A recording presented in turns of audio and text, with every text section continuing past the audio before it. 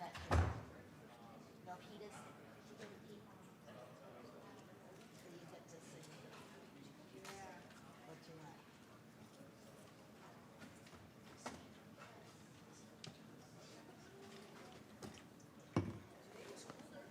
Hey, how you Hi, doing, Linda? Good to see you. Fine. How are you? I'm doing fantastic. Thank you for asking. I saw that your area got the grant open. Yeah, I got a micro grant. Yeah. It's like $2 million. Yeah, something like that. Yeah. Congratulations. Thank you. I was actually working with Cindy on that a couple years ago. Really? Yeah, that was something that we got into talks with a few of the So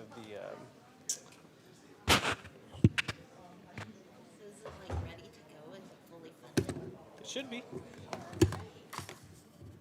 gonna like start soon. Hopefully. That's exciting. It is exciting.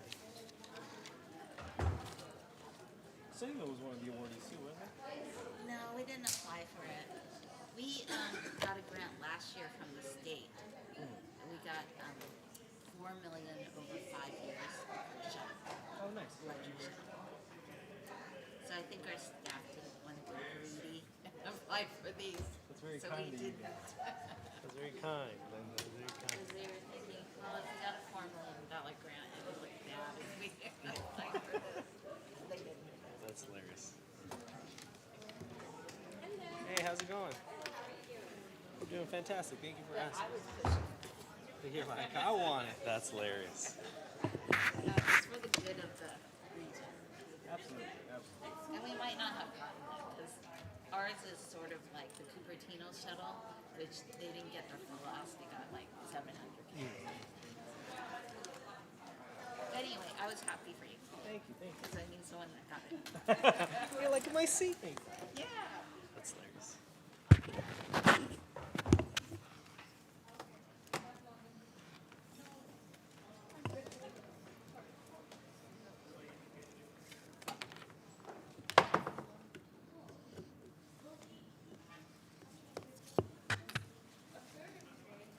And then whenever we're in the gesture meeting, I always ask for, we should have like partner funding for shuttles. Because this is just a pilot. Smart. The Correct. innovation thing. That's long-term planning. Yeah. With the visionary plan, we'll get it. What? So with the visionary plan, we'll get it. The visionary network. Yeah, like add it to the SB 63.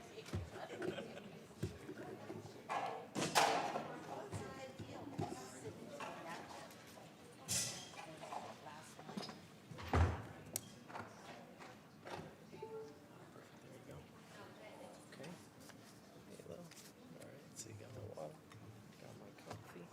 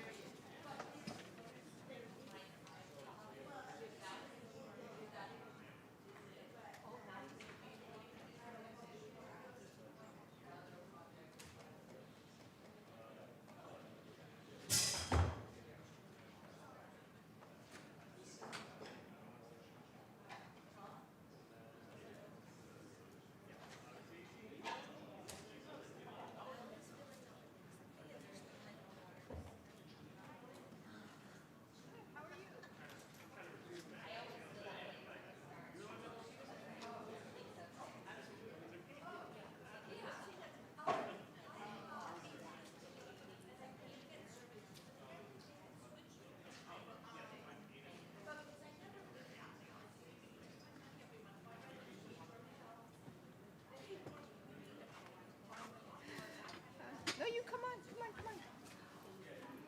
I'm just a troublemaker. Are you? Da-na-na-na-na. You're funny.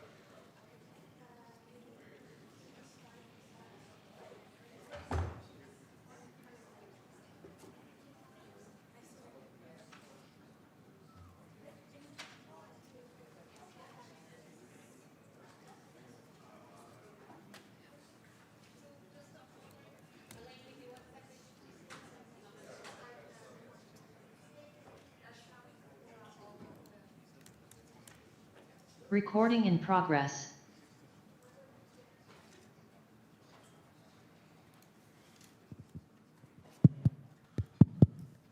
Good evening. The VTA Board of Directors regular meeting of Thursday, September 4th is called to order. A few safety reminders. Please identify your nearest exit. For everyone's safety, please do not block the exit door. The nearest AED is by the public table at the back. The restrooms are outside the double doors adjacent to the reception area, and in the unlikely event that we need to evacuate, our assembly areas in the plaza outside the building's double doors as shown on the screen. The address of our meeting location is also shown on the screen.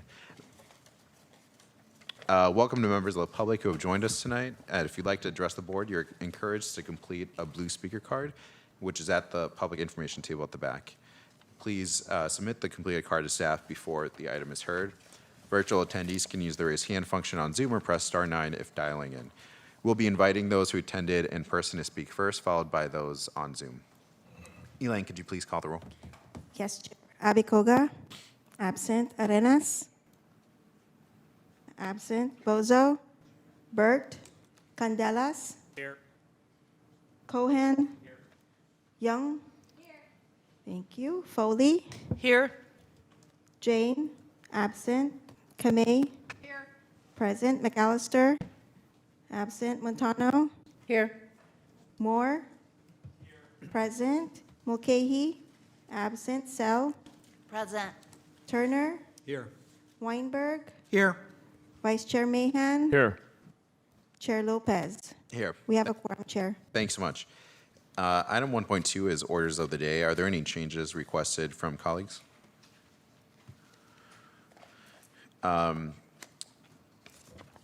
And I don't see any changes from staff. So we'll be going to item 2, which is our closed session. And similar to our last meeting, we'll start with closed session ending at a predetermined time of 6:30 so we can start promptly. We have one item on closed session, which you can see on the screen. And before we go into closed session, would any members of the public like to address the board on the closed session item? Yes, please. And this is specifically for item 2 for closed session.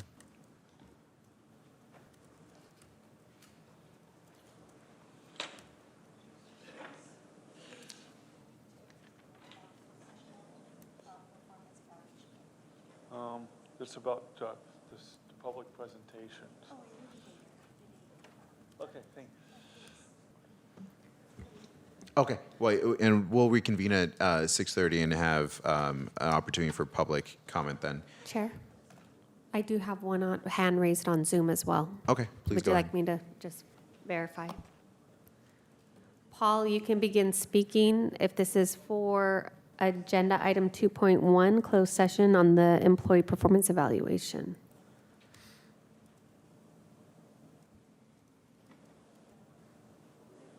You may begin speaking when ready, Paul. It is not about item 2.1. I'm here to comment on VTA service. Okay, that will be on public comment, item number 4. That's it, Chair. Thank you. So we'll now recess to closed session. We'll be in the back room here, and we'll be back for a prompt start time at 6:30 p.m. Thank you all.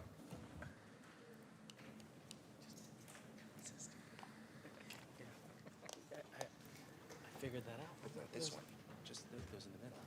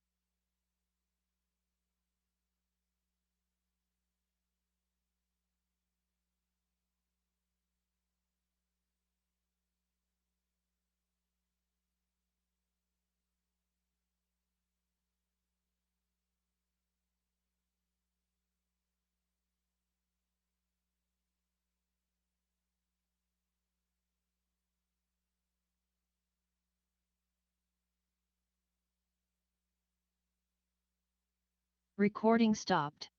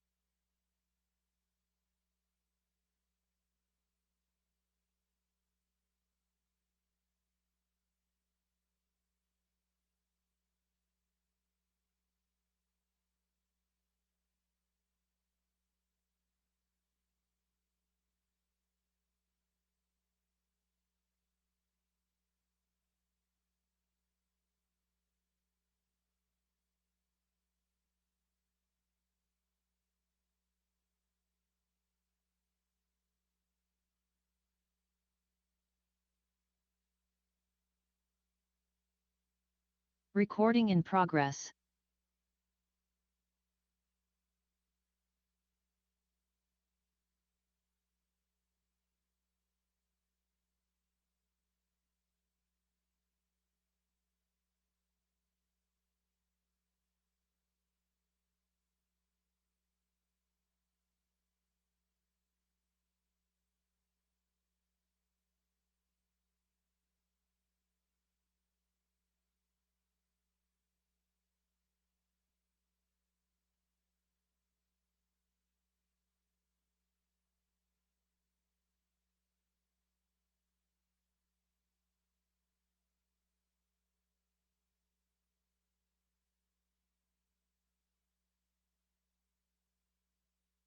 Okay, so we are reconvening to open session. Thank you for your patience.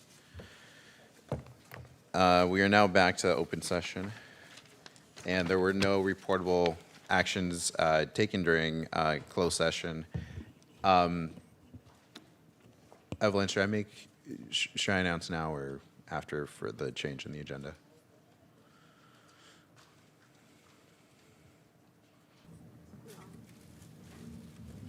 Is it on? You can make the announcement now or at the regular agenda. Okay. Well, and we're just a note that we're deferring item 8.2. That brings us to awards and commendation. We don't have any tonight. Now we have public comment. Our time for items which are not on the agenda tonight. I do have a couple of speaker cards. Let's start with James, and then Lupe Medrano, and Pascual Mendivil.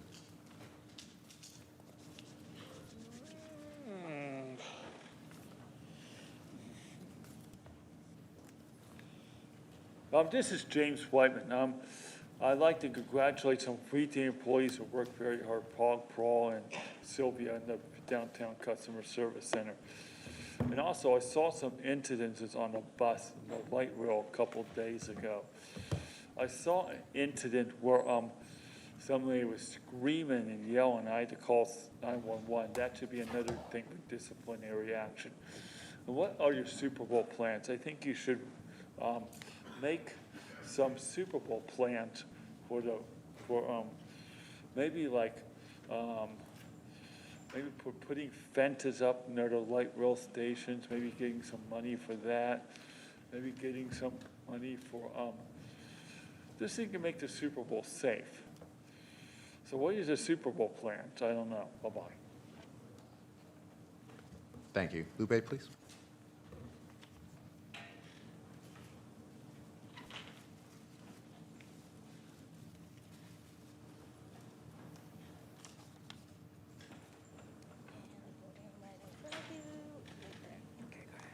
They can hear me? Hello, good evening. My name is Ms. Lupe Medrano, and I'm here to repeat the words you gave us last year about VTA wanting to lessen the time on board for its clients, and it's still not happening. People are being driven around town when their destinations are close by. And so I have to ask this question. Is there a financial benefit to VTA for keeping these clients on board more than necessary? And if not, why is it still happening? Because it is cruel and unnecessary. And so if it were your family members, I don't think you'd be very happy with your family members being driven around when they should be taken home right away if their destinations are close by. Thank you very much. Thank you for your time and consideration on this. Thank you, and I'll ask staff to follow up on the question that was asked, please. Thank you. Thank you.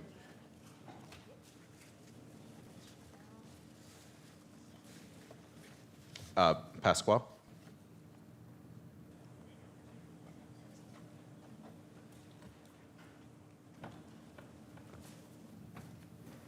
Hello, my name is Pascual Mendivil.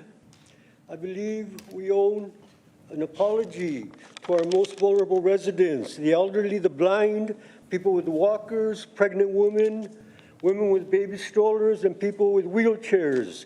These folks have basically been told that they're not welcome on our bus because we prioritize inconsiderate people with grocery carts over our most vulnerable. About a month ago at Alma in Monterey, the driver, after calling the office, told the person in a wheelchair to wait for another bus because the bus was full of carts. I've seen less and less handicapped people and women with walkers on our buses. Many have given up. Left on their own, they know they cannot go through that gauntlet. They need us to advocate for them. The system we have now might move us, but it is not a solution where we do not consider our most vulnerable and leave a person in a wheelchair on the sidewalk. Very sorry for your experience, and I will also ask staff to follow up with your concerns. Thank you. Do we have any more public comment in person or online? Okay, go ahead, please. Barney, followed by Paul. Barney, you may begin speaking when ready. My name is Barney Smits, and I'm a licensed professional engineer. VTA and the BSV2 project love to talk about transparency. This is completely false. The August 11th press release was a complete scam. VTA released to the media 78 pages of the 131-page twin bore update document. They deliberately left out any disputed or opposing comments. Then, in desperation, they presented to the Oversight Committee this biased report obscuring any negative comments from their oversight consultant called Ziegler. Finally, on August 15th, BART management wrote a scathing letter to VTA rejecting the redesign of the maintenance yard, calling it a risk to safety and operations. Also, calling VTA's actions a serious breach of process and a clear violation undermining the trust, collaboration, and coordination in this project. This board needs to respond. Thank you. Paul, you may begin speaking when ready.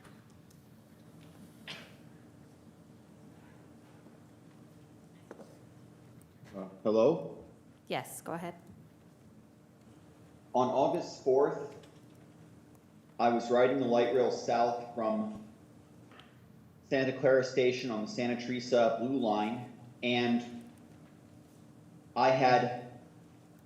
there was issues with one of the tracks south of Capitol, and me and about 30 others waited for close to 20 minutes for another trolley on the northbound track to come by and to take us south. And then we ended up having to transfer again at Blossom Hill on the back again to the southbound track, so back to right-hand running. And why can't this kind of delay info be up on the screens that are at the light rail station? If I knew, I would have taken the 66 bus southbound. Thank you. That concludes public comment, Chair. Okay, thank you to our public commenters. We will now close public comment. We have no public hearings under item 5, and we're at 6, which is reports. First, we have Kylie Clark for our Citizens Advisory Committee Chair to provide our report for 6.1A. Hello, good evening, Chairperson Lopez, Vice Chair Mahan, General Manager Ganot, and members of the board. The CAC met on August 13th, and we had robust discussions on a couple of items that you can find on your consent agenda tonight. First is your item 7.10, the 2016 Measure B Innovative Transit Service Models Cycle 2 Program of Projects. The CAC and staff spend a long time discussing the process for funding allocation and clarity on project scoring, financial sustainability for successful pilot projects, and support for transportation management associations. There were some concerns raised about the fragmented nature of these microtransit projects. We feel that there is need for a county-wide consolidated approach to improve connectivity and equity, and this would include ADA accessibility concerns. The committee passed a motion to recommend that the board consider funding the top 3 projects. These were from the City of San Jose, Milpitas, and Cupertino, and to explore adjustments to be able to include the 4th project, which is Palo Alto's Link project. Additionally, we voted to recommend that the board direct staff to collect lessons learned from these microtransit pilot projects and develop a strategy to apply them more broadly throughout the county. A summary of our discussions with further details is also noted on the staff report in your packet. Next, we discussed item 7.13 on your agenda, which is the Silicon Valley Express Lane Strategic Plan. The committee raised concerns about the environmental impact of dual lanes and the potential for increased vehicle miles traveled, or VMTs as you know them.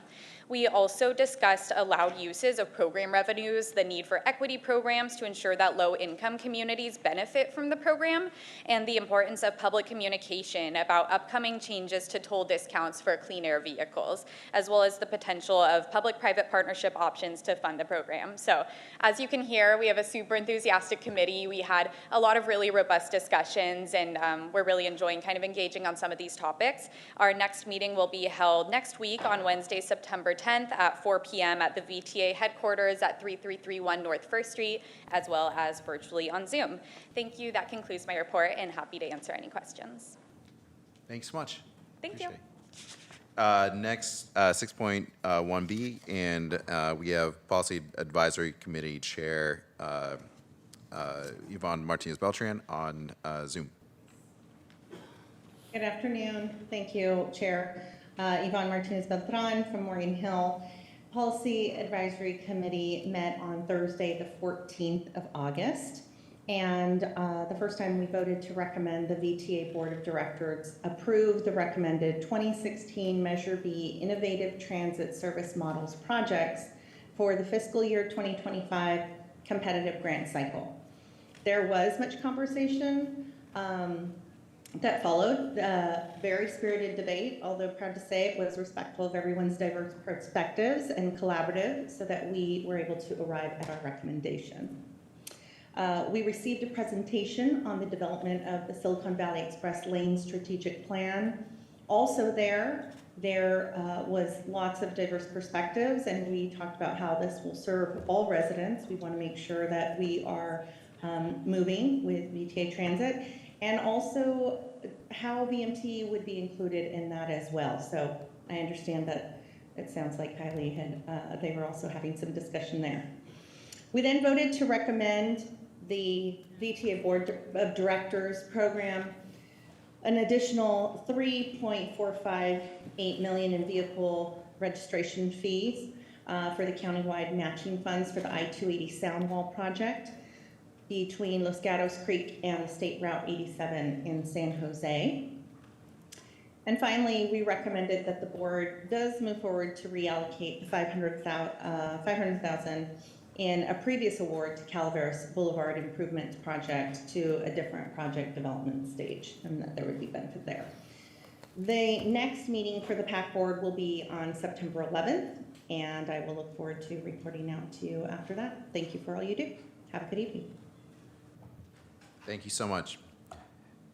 The reports for item 6.1C and 6.1E are in the packet, and there is no report for item 6.1D. We'll now proceed to 6.2, which is the General Manager CEO's report. Good evening. Okay, we'll go to the first slide.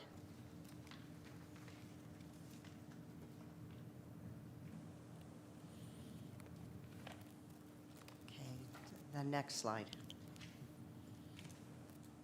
Good. Okay, so thank you. Yay. I'm pleased to announce that we've appointed Nani Singh as VTA's new Chief Operating Officer. Nani was serving as interim COO for the past few months, and he's been with VTA for more than 26 years. So I beat him by a year or two, so that's good. He started as a bus operator, then a light rail operator, and he's worked his way through several key roles, including transportation supervisor, Assistant Superintendent of Service Management, Transportation Superintendent of Guadalupe, and then Deputy Director of Transit Operations. Since February 2025, Nani has been serving as the Interim Chief Operating Officer, providing critical support to the Operations Division. Nani is a consummate leader and a bridge builder, and we are very excited to have him serve in this important role. Congratulations, Nani, and we're really happy to have you part of the team. Next slide. I wanted to actually give you a couple updates of what's been going on. VTA recently adjusted to some changes to some of the federal policies, particularly one that was sent out by the DOT Secretary, U.S. DOT Secretary Sean Duffy, asking whether people wanted to move monies from on grants over to low emission buses. So we actually didn't adjust to those changes by requesting the FTA allow us to use more than $15.5 million in grant funds originally awarded for battery electric buses for the city of Mountain View for the purchase of hybrid diesel electric buses and associated administration and training. We'll be able to get, I think, 16 buses, 40-foot hybrid diesel buses. We're fortunate to have a strong relationship with FTA, Region 9, which allowed us to pivot from the original purpose of the grant and find appropriate use for that funding and not lose the grant dollars altogether, because those funds would potentially lapse if the FTA did not want to execute that agreement for the infrastructure, because it also had electric charging infrastructure. By making this change, we ensure that these funds stay in Santa Clara County and help modernize our aging bus fleet, and they are replacing diesel buses that we currently still have out on the street. VTA will purchase, as I mentioned, 16 buses, and we estimate that the first bus will be delivered in January 2028, and that we will have them all delivered by December 2028.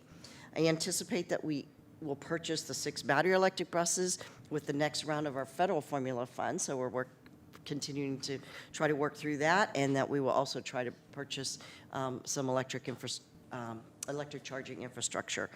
We'll also be bringing an update for the zero emission bus program to committees over the next month or so, just to keep you an update on how some of these federal policies are potentially affecting our ability to move on our fleet management plan.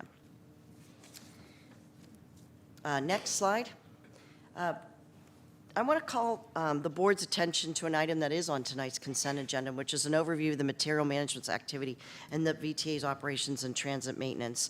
And I became pretty keenly aware during my first visit to the yards and with some of my early meetings, particularly with ATU, that availability of parts was an issue. And I have mentioned this a few times early on. It's also been a problem for us in general, as it is actually a high-cost element that also drives some of our operating costs. We actually had an assessment done about our parts inventories, our processes as well, really looking at efficiencies. We are implementing a series of improvements, and I just want to say, just based on some of our early implementation activities, I wanted to just show you, and I want to say Jesse Soto over there has been working on this as well. We brought Pat Hagan, who was our previous AG, on board, and his team to help us as well. And I know Ken, I forget his last name, out of Materials Management, has been working with us very closely. But just in that short time frame that we've been working, there's a lot more improvements. We've already seen our average percentage of coaches down for parts already going down, and you could see it here at Cerrone, Shibuya, and North, based on our highest month in fiscal year 2025, already in June 2025, we're seeing the efficiencies that we have. We still have some volatility, but already we're seeing improvements, and we have a lot more efficiencies, activities that we're going to do. So I'm really happy, and I want to just really highlight starting to see some of these some of our labors come to life and actually see some improvements. The next thing I want to talk about is the Berryessa TOD function, and this funding, and we actually have some good news on this. As you know, this is a partnership between VTA and the County Office of Supportive Housing and Affirmed Housing Group. And the project has officially secured a bond allocation from the California Debt Limit Allocation Committee, which is a long way of saying we're moving forward with state funding for the project, and this is a major financial milestone. We've been working on putting the funding plan together for 3 years, and this award allocation completes the financing package. Construction is expected to begin in early 2026, creating 195 new affordable housing units adjacent to the Berryessa BART station, and that is part of our 1,400 affordable housing units that we have either already in existence or underway. And it is to thank actually projects like this that the County of Santa Clara is exceeding its goal by 38% of creating affordable housing with Measure A funds. You may have seen a report last weekend in the Mercury News. The total number of VTA sites that have received or anticipated to receive Measure A funding includes 668 affordable units across 5 projects. An affordable housing production on VTA-owned land is approximately 10% of the total production and yield from Santa Clara County Affordable Housing Measure A. This is VTA standing behind our word to impact housing crisis in Santa Clara County. And you'll actually see one of these items come tonight on another project that's not part of that 1,400, but that will be coming tonight for you to vote on as well. And then the last item that I have is regarding an announcement that all drivers for clean air vehicles, which we know there are many, starting October 1st, the clean air vehicles will only be allowed to drive in express lanes if they have a passenger along for the ride for free. So vehicles with 2 riders will continue to receive a 50% discount on the Silicon Valley Express lanes, and vehicles with 3 or more riders travel toll-free, so they'll be treated like other vehicles. And VTA continues to encourage commuters to carpool when possible. So that concludes my report. I appreciate your attention. Thank you. Thank you so much. Let's see if there's any public comment for item 6.2. Okay. Barney, followed by Eugene, followed by Jordan. Barney, you may begin speaking when ready. My name is Barney Spitz. I'm a licensed professional engineer. VTA's general manager, VTA's auditor general, and the BSV2 project are completely ignoring their consultant, Scott Ziegler. The completely false twin bore update report was not the promised apples-to-apples comparison. I'm sorry, the comments do need to be relevant to item 6.2. No comparison has been provided regardless. Please go to the next speaker, please. Yes. Eugene, you may begin speaking when ready. Jordan, you may begin speaking when ready. Hi, Jordan Moldau, San Jose. I just want to comment that I appreciate the switch to the low emissions buses. All else being equal, it would have been nice if we got the electric buses, but getting any buses is better than getting no buses because we have the greatest climate impact just by getting butts on the buses. So thank you. That's all my comment. That concludes public comment, Chair. Okay. Oh, I apologize. Eugene, he just raised his hand. Go ahead. You may begin speaking when ready. Evening, VTA board members and staff. Eugene Bradley, Silicon Valley Transit Users. I echo Jordan's comments just now. I also want to congratulate Nani on his appointment to VTA as the new Chief Operating Officer. He's going to have a lot. I know I may have seen him on a couple of bus lines during his time as a bus driver. I want to congratulate him on the promotion. A couple of concerns that were brought to my attention, the first of which is the rear door clipper reader aboard some buses, particularly the articulated buses on the 522 Rapid. What is VTA's official policy on that? I understand that it's supposed to be for rear door bike boarding, but that can also be used to enable rear door boarding, in particular when boarding wheelchairs, which can take a while, that can speed up the boarding process. My other concern is what would it take to get a little more security at the light rail station, the Durden light rail station? That's badly needed. I'll follow up in writing on. That concludes public comment, Chair. Thank you so much. That brings us to item 6.3, which is the chairperson's report. And a few different items tonight for the report. First, I want to thank every member of the VTA team. I didn't count, but we had maybe around 50 people who made it to this year's Pride. Do you have any photos for this one? Go ahead. And just the high energy, the excitement and enthusiasm in participating. Actually, the 50th anniversary of Pride, and was really glad to see this, the beautiful bus wrap with some icons. And I think we have a second photo. I really appreciate the enthusiasm in including a Cron TV story on our bus. It was a beautiful day. I'm looking forward to Pride 26, and just want to note how important, more important than ever, these kind of celebrations are. And we want VTA to be a place where people aren't afraid to be themselves and show up and feel safe in their community. So thank you to all our staff, members of the community, everyone who shows up for all you do. Next, I want to give a shout out to the procurement department for winning the National Procurement Institute's Excellence Award for the 5th year in a row. Congratulations, what a great team shot. This is given to procurement teams who embrace innovation, demonstrate professionalism, increase productivity, and show local and industry level leadership.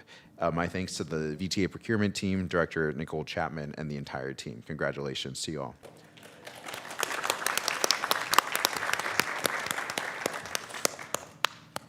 Next, just some announcements on EBRC as this project advances towards its 2025 completion date.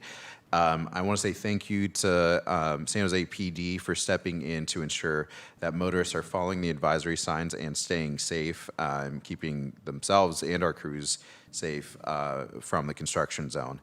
Specifically, the intersection of Ocala and Capitol Expressway, there's now restricted vehicle use for several weeks. Great example of our strong partnership in action as we work to build while keeping everyone safe. Finally, some of you are gonna hate this, but this is how I found out that VTA and I are the same age. Congratulations to VTA for its 30th birthday. 30 years of serving as our county's combined transit operator and congestion management agency, and we'll be celebrating all throughout September, and I'll join in the celebrations. That celebration happens to coincide with National Transit Month, so I hope you'll find time to celebrate VTA throughout the month and beyond in your own ways. Riding transit, and especially love to see the selfies, photos, and posts and tags in social media accounts. And for board colleagues, I encourage you to share in any newsletters and get the word out. Feel free to reach out to our marketing communications team, and great work to them for the job that they're doing promoting and launching this campaign. That concludes my report. I'll take public comment for item 6.3. Barney, followed by Adina. Barney, you may begin speaking when ready. Thank you. I want to congratulate the chair for his response on the inclusion and the pride parade. That's always important to the community, and for letting the public speak and comment. It's also interesting about the 30th anniversary that since I've been around as long as the BART and VTA agreements were put together. And since we're on this topic of BART and VTA, it's important that the board should return to the safer, cheaper to operate and maintain, and cheaper and faster to build twin bore design. Thank you. Next, Adina, you may begin speaking when ready.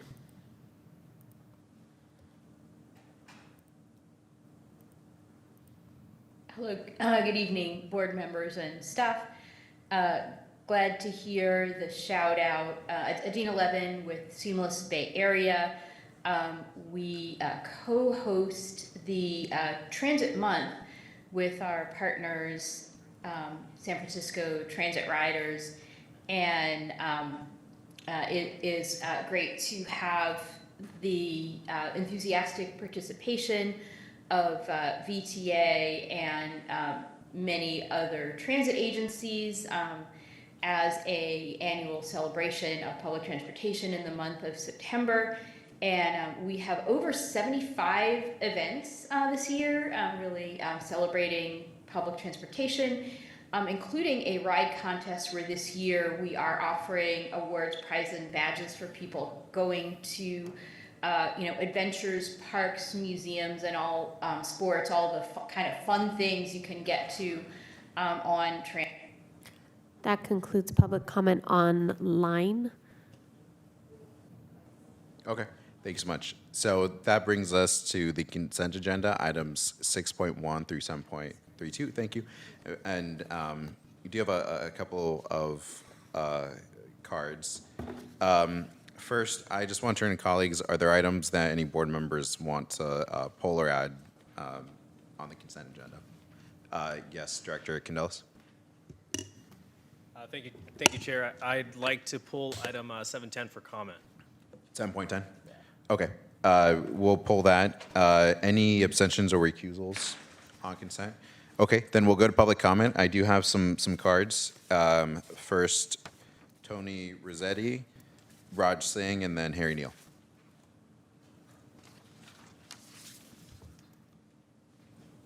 Hi, I'm Tony Rossetti about the 101 Zanker Interchange Project. I live near downtown San Jose and bicycle a lot in San Jose to work. It is wrong for us to continue to overinvest in roads and highways for single occupancy vehicles. This project will be 9 lanes wide at its widest point. You could call it a car vehicle storage facility. Meanwhile, the local roads of Bering, Brokaw will have none or very limited Class 2 bike lanes in the project area. In 2022, San Jose adopted a transit-first policy. This interchange project does not support the idea of mode shift away from cars and towards safer biking and public transport. This project cements and elevates single-occupancy vehicle transportation. It will not reduce commute times. It will only make a bigger traffic jam.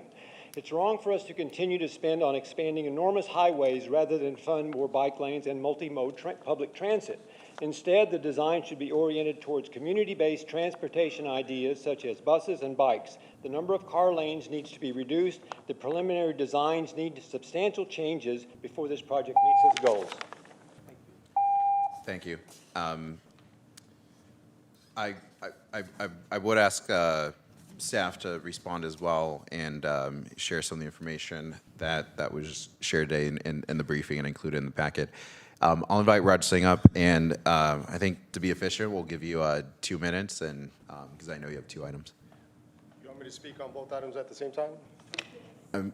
Yeah, go for it. Just use All the right, 2 minutes. My first comments are in regards to item 7.17. First and foremost, good evening. I just wanted to take a moment to stress that we're rapidly approaching these major events, and yet to date, there hasn't been any communication from VTA to ATU regarding the agency's operational and service plans. These events are expected to draw massive crowds, creating a significant increase in service demand. Our members are committed and ready to step up to meet the demand, but it is critical that that the agency and the union establish clear expectations well in advance. At this time, we have zero information, and we recently learned the agency is considering the use of charter service to handle the demand. This would be a direct violation of our collective bargaining agreement. Furthermore, just today, a memo was issued announcing restrictions on vacations usage during these times, which is another matter subject to negotiations. So I urge the board to direct the agency to engage with us and reach a mutual understanding. As a side note, the challenges extend beyond staffing. Our fleet itself is compromised. We still have parts issues, and we just learned that the tire service contract renewal collapsed. And over the past month, we have 30 buses that are just down for tire issues. These issues must be addressed immediately. So again, these conversations cannot be delayed. Planning must happen now to ensure smooth service and reliable service. I'll move on to 7.19. For this item, we're asking the board to reject the report. First and foremost, this report is inaccurate and does not provide any specific details. I'm not sure what information was reviewed, but during our now ongoing negotiations for 2 months on an updated attendance policy, we, along with labor relations and the former CEO, reviewed unscheduled and unprotected absences comparing 2023 to 2024, and there wasn't any significant difference or impact of SB 616. This data was provided by VTA and also as a side note, we suggested if you could just incentives wrap up. we suggested incentives to encourage members to come to work and retain the accumulated time, but no headway was made. And lastly, I would ask that you reject this report. It's my understanding the original scope was to review absenteeism for the entire agency. So why would you accept the incomplete report targeting only ATU members? So I understand, there's a history of abuse and respect for our members, but it needs to stop. Okay, and we'll have staff set up meetings to discuss both those items. I appreciate your comments. Next, we have Harry Neal.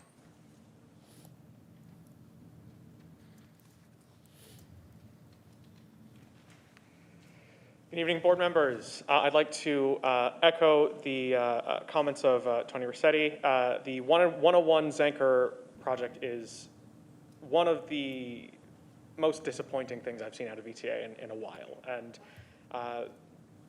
with the project being 9 lanes wide at its widest point, it is going to be inducing additional congestion, not only onto 101, but onto our surface streets as well.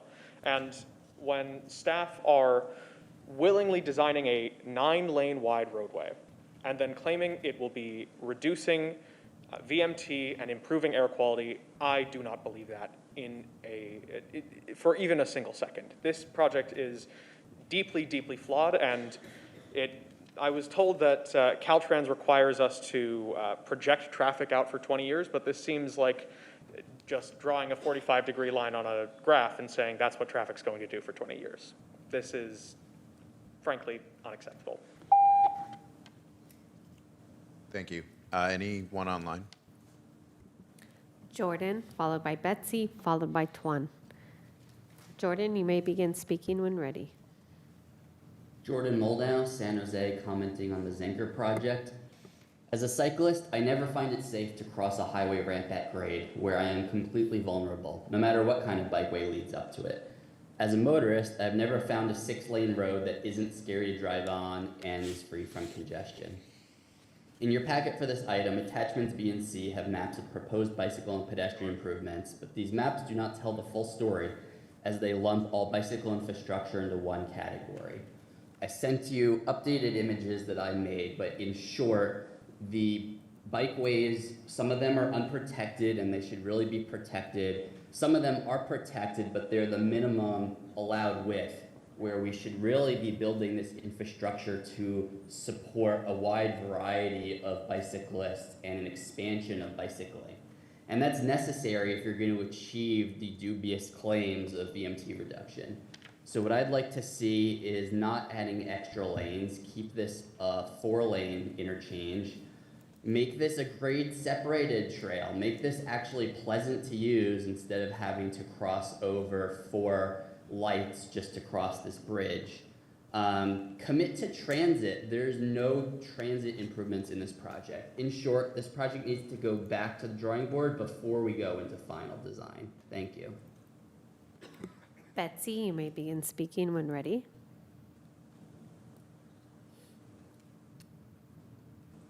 Good evening, Betsy Megas, City of Santa Clara, VTA BPAC speaking for myself. I am talking about item 7.6, the Zanker Interchange project. I think this is a heavily car-biased project. I would refer you to Jordan and others' detailed comments on the matter. But we do not reduce congestion, we do not reduce VMT, we do not meet our climate goals by increasing car capacity, which is what this does. One of the intersections on the map is North 1st Street under 101. And it's mentioned, but it isn't mentioned what you're doing with it. I suggest that this part needs to be particularly attended to with respect to making an on-street alternative for when the Guadalupe River Trail is flooded or otherwise out of service. Please reconsider this item. Thank you. Tuan, you may begin speaking when ready. Hi, Tuan Tu, San Jose District 2. I work 5 days a week inside this project area for the last 5 years. I use Zanker Road, Old Bayshore, Brokaw, Oakland Road, Junction Road, and Rogers every single day. I bicycle 2 days a week. I drive 3 days a week. It took me 20 minutes to get from Zanker and Brokaw to the 101 today at Oakland Road. So I know this project area very well, and I do not support what you guys are doing here. First of all the cycling infrastructure needs to be class 4. This area is crazy.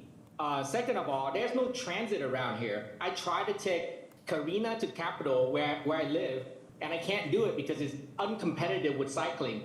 It's 10 minutes slower than cycling, and I bicycle with a pedal bike.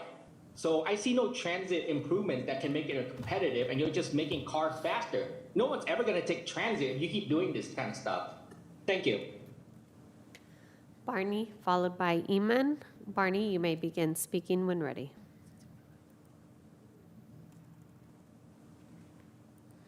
My name is Barney Smits. I'm a licensed professional engineer. Item 722, and the Auditor General's increase in audits. BTA needs to audit the single board design. The design is too expensive. Director Burt noted that it is already over $14 billion. The BSV2 project wants to submit their full funding grant agreement, but here is the problem. You can't afford the 54-foot diameter single board tunnel. BART won't agree to the unsafe cost-cutting measures, and the 34-foot diameter tunnel recommendation is not designed or reviewed.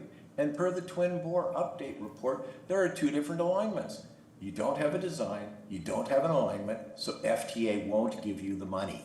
This board needs to save $5 billion and return to the safer, cheaper to operate, and cheaper to maintain, and faster to build twin bore design. Thank you. Iman, you may begin speaking when ready. My name is Eamon Gormley. I'm a frequent flyer on bicycle routes throughout the city. I'm talking about the Zanker Overcrossing project. This is a fundamentally flawed project. I don't see the point of it. If it was a bike and pedestrian only bridge, then I would see the point of it, as well as it being a whole lot cheaper. But make no mistake, this is a highway capacity expansion project. This is road widening. And I see the bike lanes in the project, but it is greenwashing. It is an attempt to take the bad look out of it. This is completely contrary to the City of San Jose's VMT reduction goals. This is going to induce a ton of traffic and flood the city streets with more traffic and make it even more discouraging for anyone on bicycles, make it more discouraging for anyone brave enough to walk across that road on foot. This is a preposterous proposal. I can't believe we're even discussing it in this day and age. This needs to go back to the drawing board and needs a fundamental rethink. Please abandon this project as it's proposed. That concludes public comment, Chair. Thanks so much. Close public comment, and I just want to come back to the board. Any other changes to the consent agenda? And if not, may I have a motion in a second? Well, yeah, Chair. Before we make the motion, I want to quickly comment on. I thought we were pulling 710. Do you just want to comment and then vote on it together? Yeah. Okay. We'll comment on as Go ahead. So I don't mind making that motion afterwards. Okay. But this is a big deal, and I wanted to take a brief moment to thank both VTA and city staff for their hard work in making this happen. And I'm thrilled to see this microtransit service come to reality for East San Jose. Work on this concept actually started about 3 years ago alongside former VTA Chair and County Supervisor Cindy Chavez, various community leaders and stakeholders from the Mayfair, Plata Arroyo, Welch Park, and Ocala neighborhoods in East San Jose. For my colleagues on the board who may not know, these are communities that are not only historically disadvantaged, they have a historical underinvestment as well. And so while we have recently seen major progress on transit investments like the Eastridge to BART light rail extension, this has not always been the case. So regionally, we have seen the cost of failing to invest in many of our high transit use and, quite frankly, transit-dependent communities. But I am proud of the effort made in connecting East San Jose to the rest of the valley. And maybe this is the reason why this was the highest scored project this cycle, especially in areas that primarily serve working class families and, of course, climate conscious residents of all backgrounds. And so I look forward to seeing the implementation of San Jose Palante, or moving forward for my non-Spanish speaking colleagues. But this is something that I'm really excited about, and with that I will move the consent calendar.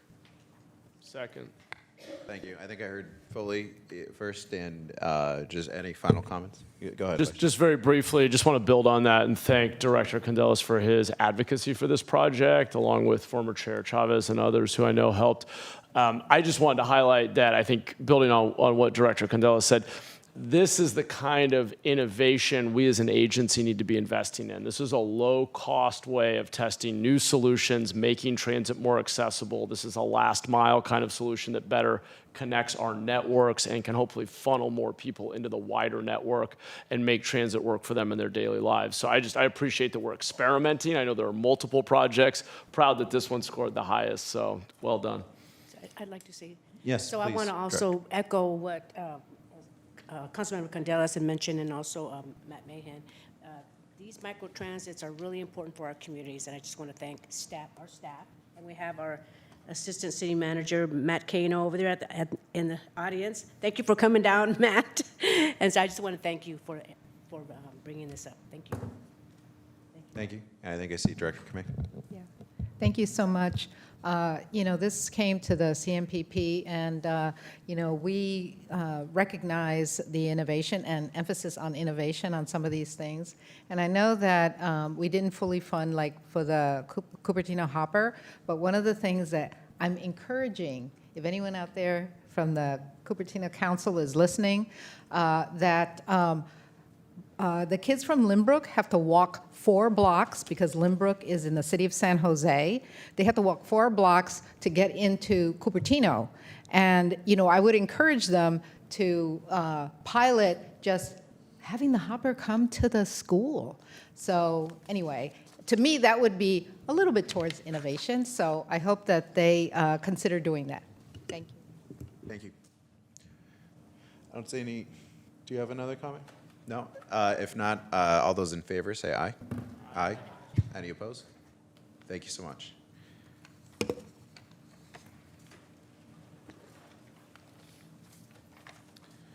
That brings us to our regular agenda, item 8.1.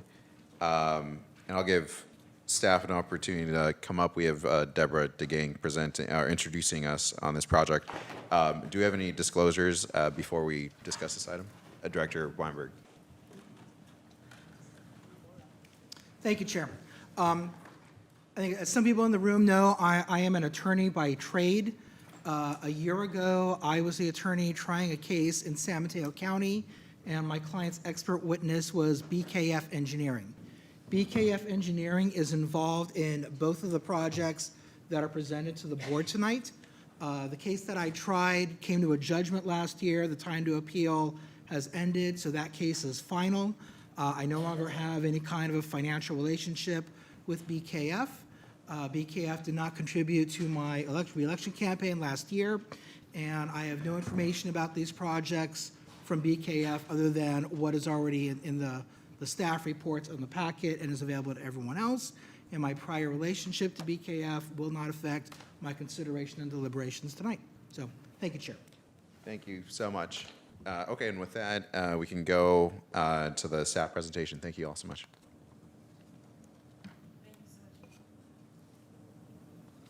Thank you so much, Chair.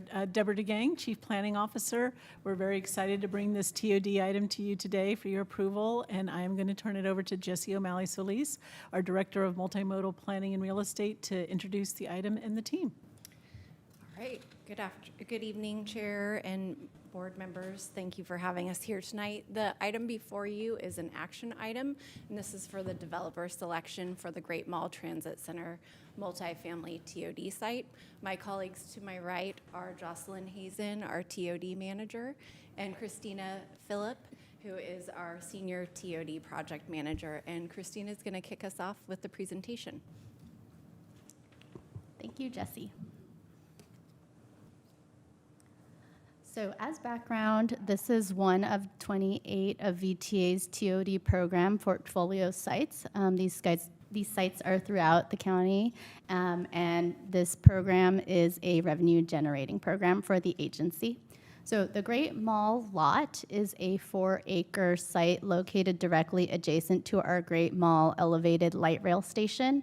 The bus operations were moved from here to the Milpitas Transit Center, Station 1, station over, in 2020 with the opening of BART Silicon Valley Phase 1, clearing this site for development opportunity. Last year, we successfully applied for an MTC grant, which has helped to fund initial fit tests and an access study and community engagement, which we kicked off at the beginning of this year.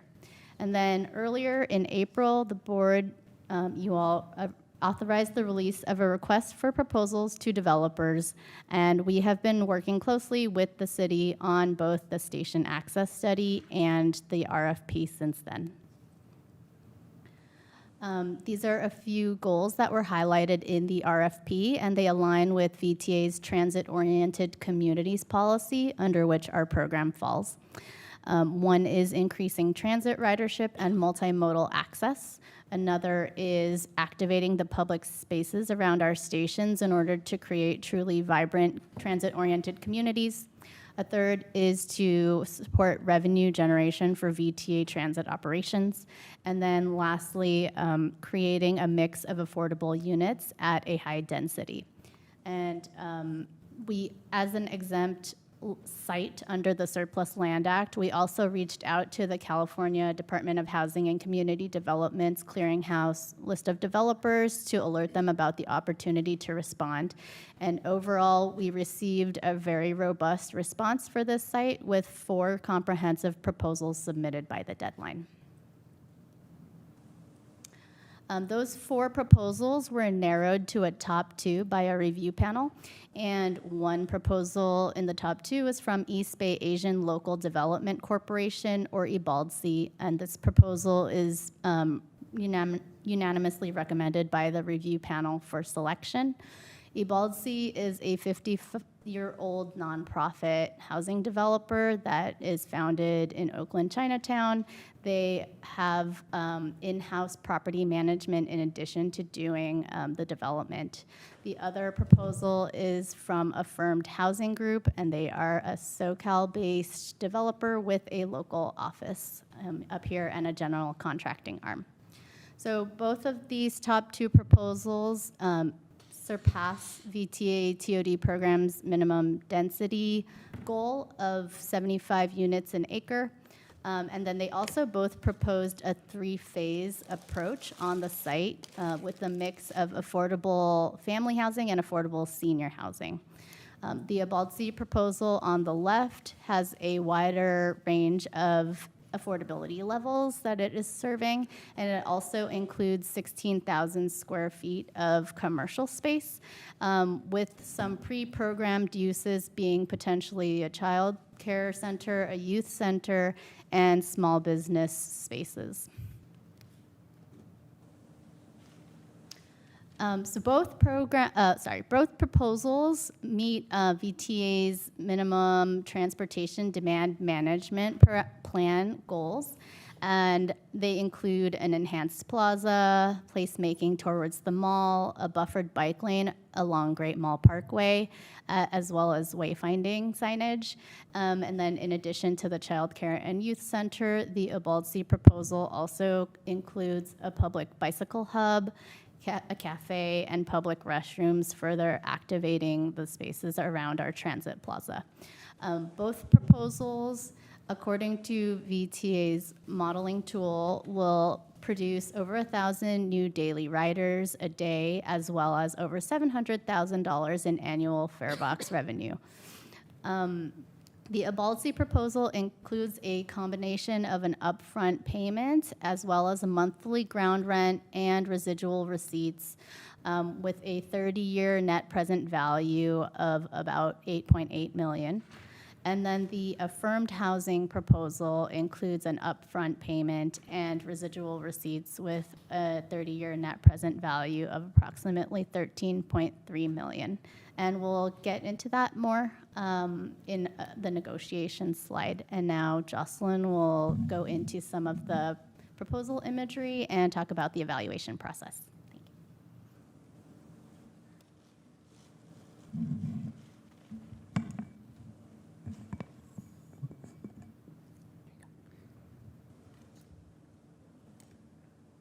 Thank you, Christina. Here are a few renderings and the site plan from the EBALDC proposal. EBALDC's site plan is activation focused with a cafe, public restrooms, and youth center alongside the VTA Plaza to activate the pathway from the station to the Great Mall. This will help to attract riders and visitors in addition to residents. The site plan has courtyards on the inter-mall side protected by the building frontages, which helps to create welcoming, active spaces to support intergenerational living, with the senior project in the middle, surrounded on both sides by the 2 family projects. The bus stop along Great Mall Parkway also has been activated by putting ground floor uses there to increase pedestrian activity and eyes on the street. The Affirmed site plan is a traditional residential development and offers resident amenities on the ground floor and public paths, as you can see, along the center. There are covered walkways by the Transit Plaza and a gateway corner by the senior housing on the far right, which is part of Phase 3. The two family housing projects are in Phase 1 and Phase 2. VTA's TOD developer selection process is not a points-based evaluation, and it's not weighted by category to purposely allow for a holistic approach and the ability to select the proposal that overall offers the best, highest quality overall benefit to VTA and the transit riding public, meeting both VTA and TOD program goals. The review panel included a mix of VTA staff and a community member who was recommended to our team by the Mayor of Milpitas. The panel reviews all of the proposals, conducts developer interviews, and comes to a consensus recommendation. The panel also identifies opportunities to improve the project through negotiations. The proposals were evaluated based on the 4 criteria shown here on the left. While both proposals were assessed to be very strong and both teams are qualified and capable, there were 2 criteria where the evaluation panel felt that Abaltse had the stronger proposal and better met VTA's goals for the site. The first is under developer team experience. Abaltse has developed complex, multi-phase TOD projects with local agencies like BART, and as a mission-driven community development corporation, they would be the long-term steward of both the apartments and the commercial spaces. Additionally, VTA is currently working with a firm on 2 other TOD projects, and bringing on a new development partner helps to increase the resiliency of our TOD program. The second area in which Abaltse's proposal was evaluated as superior was the development program and quality criteria. Abaltse's site plan is transit rider focused, it improves first and last mile connections, and it combines other community benefits that activate ridership, such as the youth and childcare centers and the incubator space for local small businesses, all of which will help to create a vibrant transit-oriented community. The proposal also incorporates senior housing in an earlier phase, as was identified a priority by the city. Based on these factors, the review panel unanimously agreed to recommend East Bay Asian Local Development Corporation, or Abaltse, as the selected developer for the Great Mall TOD site. The review panel also identified 3 areas for negotiation to improve the project. The first is to increase the financial offer to VTA for a minimum of $3.5 million in net present value. The second is to increase the unit count and the density of the project. And third, to increase the bicycle parking for the project and to work to incorporate recommendations that come out of the station access study that we are currently working on. This slide depicts our anticipated timeline if Abaltse is selected as our developer partner. For the remainder of this year and through next year, we would enter into the ENA and begin negotiations of a lease option agreement. We would continue to conduct community engagement, and Abaltse would work with the city on their project entitlements. In 2027 and 28, we would work through design development and obtaining project financing, in addition to continuing engagement with the community. We expect that Phase 1 of the project would execute its ground lease and begin construction in 2029, and Phase 2 of the project is expected to follow shortly thereafter or be concurrent with Phase 1. Abaltse has expressed their desire to work closely with the city and with VTA to expedite the project and bring these much-needed affordable units to market quickly. Now I'll pass it back to Jesse to review the recommendation. Great, thank you, Jocelyn. So staff's recommendation and the panel's recommendation before you tonight is to authorize the general manager to enter into the exclusive negotiation agreement with East Bay Asian Local Development Corporation, or Abaltse, for a term of 12 months at the start of the exclusive negotiation agreement and 2 6-month extension options. And during the term of the ENA, staff and Abaltse will work to negotiate the proposed terms to bring back to the board for the lease option agreement for a long-term ground lease for transit-oriented development at the Great Mall site. The negotiations should include an increase of at least $3.5 million in net present value to the proposal that will be brought back to the board, and any applicable density increases. If an agreement cannot be reached between VTA and Abaltse, this authorization allows the general manager to enter into an exclusive negotiation agreement with the alternate developer, Affirmed Housing Group, and at the general manager's discretion, and that is to expedite the timeline. And we are all here for answering any questions and to receive any comments you may have. Thank you so much. First, let's go to public comment. We have Janelle Chan and then Harry Neal.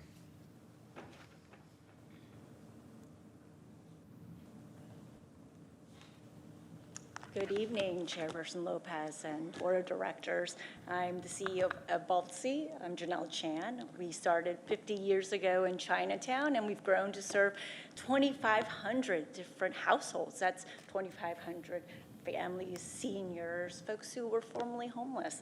And it's really exciting because we also house about 115 small businesses and nonprofits. And that's really important for us because we realize that our mission is to build healthy, vibrant communities.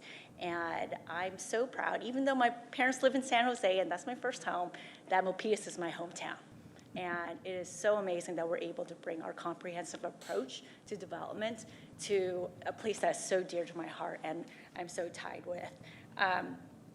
I want to applaud first the board for your leadership in TOD, right? You're a transit authority. And that's innovative, and that takes leadership. We've successfully developed and managed a number of TOD projects, and what I think Christina used the right word, stewardship. Yeah, it's partnership and it's ongoing stewardship. We don't just build, right? We are investing long-term. And so it took a lot for us to really think through, okay, where do we want I think we're at time, so if you can wrap up in a few seconds. Well, thank you so much. This is an exciting opportunity. Thank you. Harry Neal.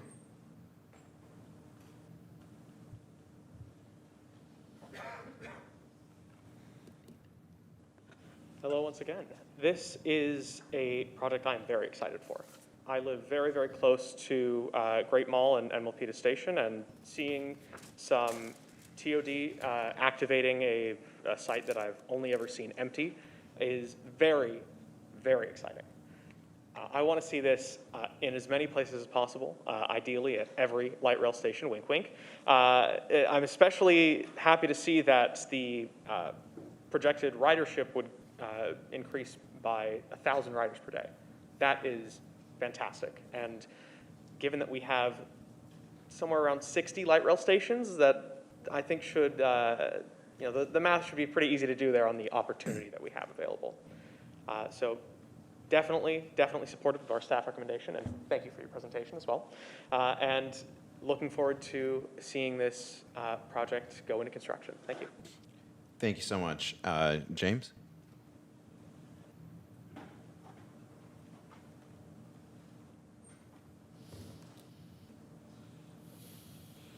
I like this project, what you guys are doing at the Great Mall Trans Center. Sometimes I went over there and it looked like a dump. Sometimes it was real messy. Sometimes people just left the light rail stations a whole mess and stuff like that. Now I'm going to go back to item number 7.17, the Super Bowl. I think what we need to do is I'm sorry, we'll have to keep to item 8.1. Oh, sorry. Okay, I think we need to make the Great Mall more funner and make it more committive and make it more interesting for people to go around and see the Bay Area and see all the stuff. Thank you so much. And do we have anyone online? Yes, Barney, you may begin speaking when ready. Thank you. My name is Barney Smith. I'm a licensed professional engineer. Transit-oriented development is really important, and so is housing. And so it's really important that the housing and the transit-oriented development are considered properly. The problem is that in most cases, the math really doesn't work. And I've done this for 20 years, so it's real easy. The proposal's showing 400 units. 400 units with, say, 2.5 people per unit, that's 1,000 people. Good, okay. But only 80% of those people, if you're lucky, will actually ride the train. So now you're down to 800 people. And the problem is that in this space, this 4-acre space, you can put 1,600 parking stalls in a parking structure. So in the long run, you're cutting your ridership in half by going with transit-oriented development, where realistically you should be just building parking structures. Thank you. Roland, you may begin speaking when ready. Thank you, and good evening. So as I recall it, when this went to ANF, there was a question about the dedicated parking spaces for the child care center. And my understanding was that staff would be coming back to the board with some kind of response prior to approving this project.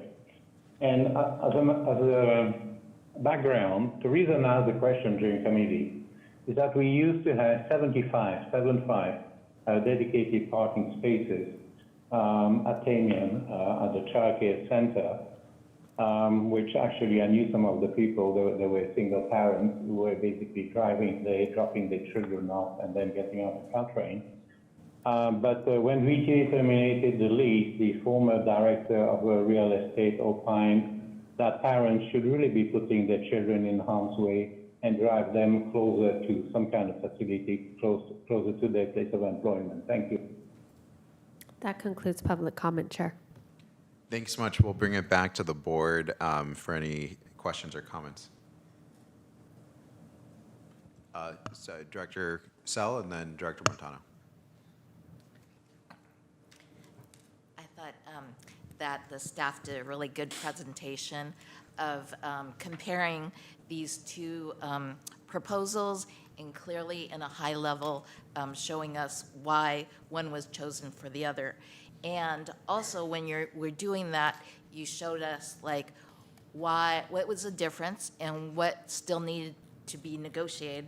And when we are able to see that negotiation and see that both of these proposals are viable and try to get the one that we chose to be even more beneficial to us, I think it's a great position that we are in. So I just wanted to thank staff and empower them to keep on negotiating and get us an even better deal than we have here. So thank you. Thanks so much. Director Montano and then Director Weinberg. Thank you, Chair. So first of all, I want to thank staff. You did a fantastic job. You brought this project before our staff, myself, and Linda. This is one of the, I think it's a gem. It has the 3 phases. You have the families, working families, you have senior housing, and as you know, a lot of our seniors are being priced out, so they're looking for housing, and this creates an ideal venue for them, and it's near transit. Also, it provides, one thing you didn't mention, we have an elementary school right down the street with walking distance. Trader Joe's, you have Great Mall, everything is right there. This is an ideal place. Before it was a vacant lot, it's an eyesore. This is going to be a really big, huge benefit for our city, for the residents, for the community. I really envy people that will be living there, and they'll be and BART is right next door. You'll be providing a park for the riders, people that want to just rest. It's ideal. It has the child care center, the youth center with homework, I guess a homework youth facility. So, housing and transportation, they have a symbiotic relationship. So this is the ideal project, and I want to thank you for the great job that you did. So I'm hoping that the board will approve this. Thank you. Oh, I would like to make a motion for the board to approve this. Second. Thank you. Director Weinberg. Thank you, Chair. I want to echo what's been said by my colleagues already. Director Sell and I both serve on ANF, so we've seen this presentation before. It really is a pleasure to have to choose between 2 very good options. So often as elected officials, we don't get to do that. We're often trying to choose between the best option we can, even if none of them are what we had hoped for. The issue today, of course, is not whether or not we should build there. I think everyone on this dais probably agrees that it's a fantastic project. The question before us is which is the best project. For me personally, I'll just say that I have a tremendous amount of respect for the process that was followed. I think that a very strong argument can be made for either one of these developers to be selected to build the project. But in the end, I can see that a lot of thought and effort was put into this. That, of course, is reflected in the staff report. I will say that attachment C to the staff report, I think, is very clear, very useful, and I enjoy seeing information presented in that way. It's very clear and helpful. Ultimately, because the selection committee unanimously recommends going with EBALTC, that's the direction that I think we should go.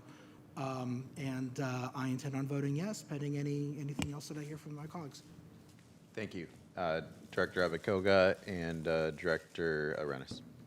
Thank you, Chair, and thank you, staff, for the presentation and the recommendation. I completely support it. I appreciate, especially with the Ubalsi project, the mix of uses. So I know housing is a priority, but to be able to build many amenities that serve a diverse population, I think is really an added plus, and I look forward to that happening. And Ubalsi I've heard for many years, and just looking forward to the partnership. But I would say I do definitely support looking at increasing the density, the unit count, and I imagine that will help with the net present value as well. But TODs, frankly, I'm looking at least 100 units an acre these days. There's not like 125. So I hope that we will be able to reach agreement for more units so more folks can be housed there. Thank you. Thanks so much, Director Arenas.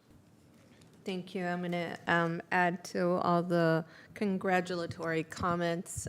Great job in bringing this to us. I think you're going to finish this off rather well, and we're all going to win, right? So these negotiations are really a conversation with Ubalsi about how do we get this to, how do we maximize what we can do on the site.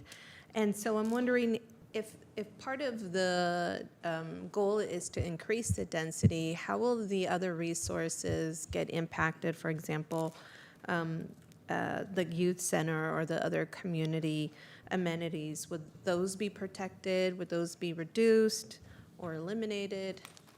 Yeah, I think one of the highlighted reasons why Ubalsi was chosen was because of the mix of uses, including all of the elements that you've heard about on the ground floor. So preserving the site plan as it's been designed is key. So when we're thinking about increasing density, we're going to be thinking about going up. And the city of Milpitas has really done a remarkable job in setting the stage for land use at the site that allows for greater height and greater density. So I think that will have us be able to reach the collective goal of increasing density and maintaining the uses on site. Thank you. And I don't doubt Mayor Montano did her all she needed to do to make sure that this is maximized to the greatest extent. And so I wish you well on that path. In case in case of you can't meet the required or Ubalsi can't meet the required conditions, and you have to somehow shift to establish another ENA. With the other applicant, how will you involve or inform the board about this? So what happens is, as we go through the exclusive negotiation process, we will provide an update to the board, particularly before we transition into the lease option agreement. And so we would come back to the board for you to weigh in on final terms. If we were not to move forward with Ubalsi after negotiation, we could certainly come back to the board in addition to have that conversation as well. Wonderful. I know that there's, I think, 2 extensions, right?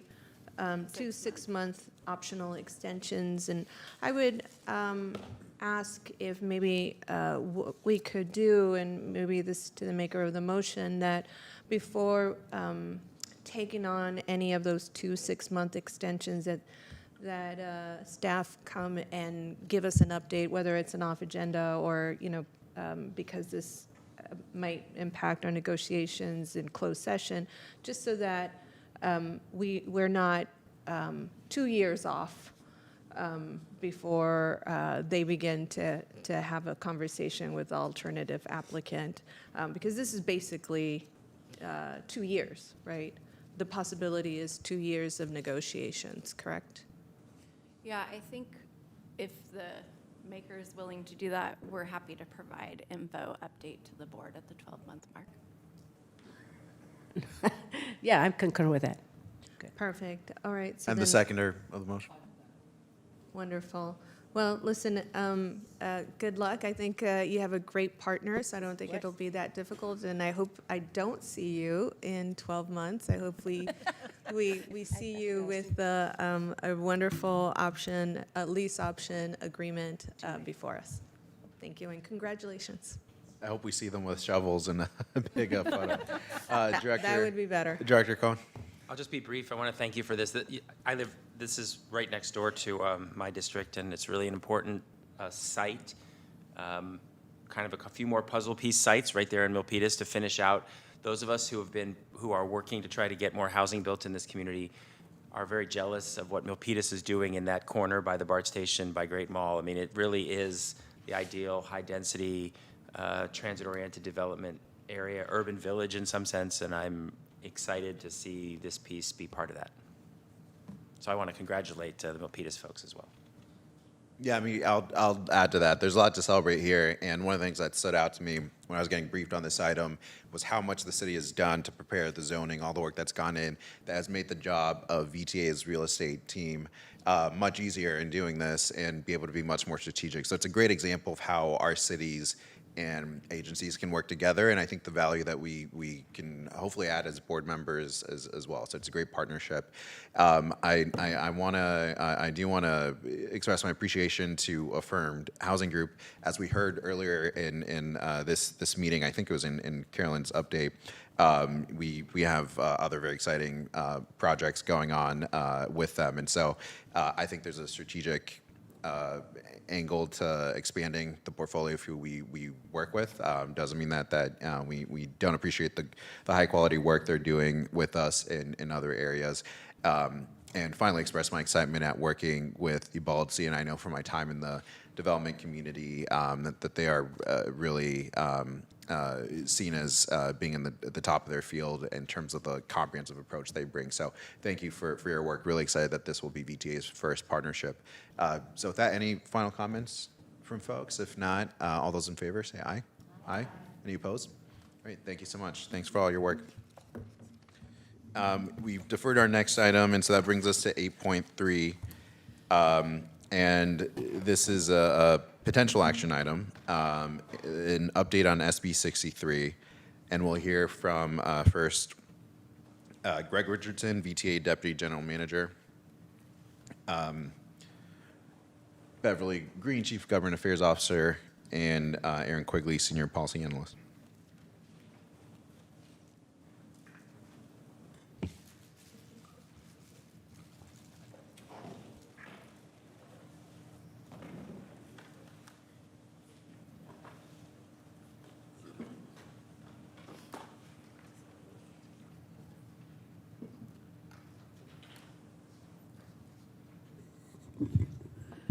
Good evening, Board Directors. Beverly Green, Chief Government Affairs Officer.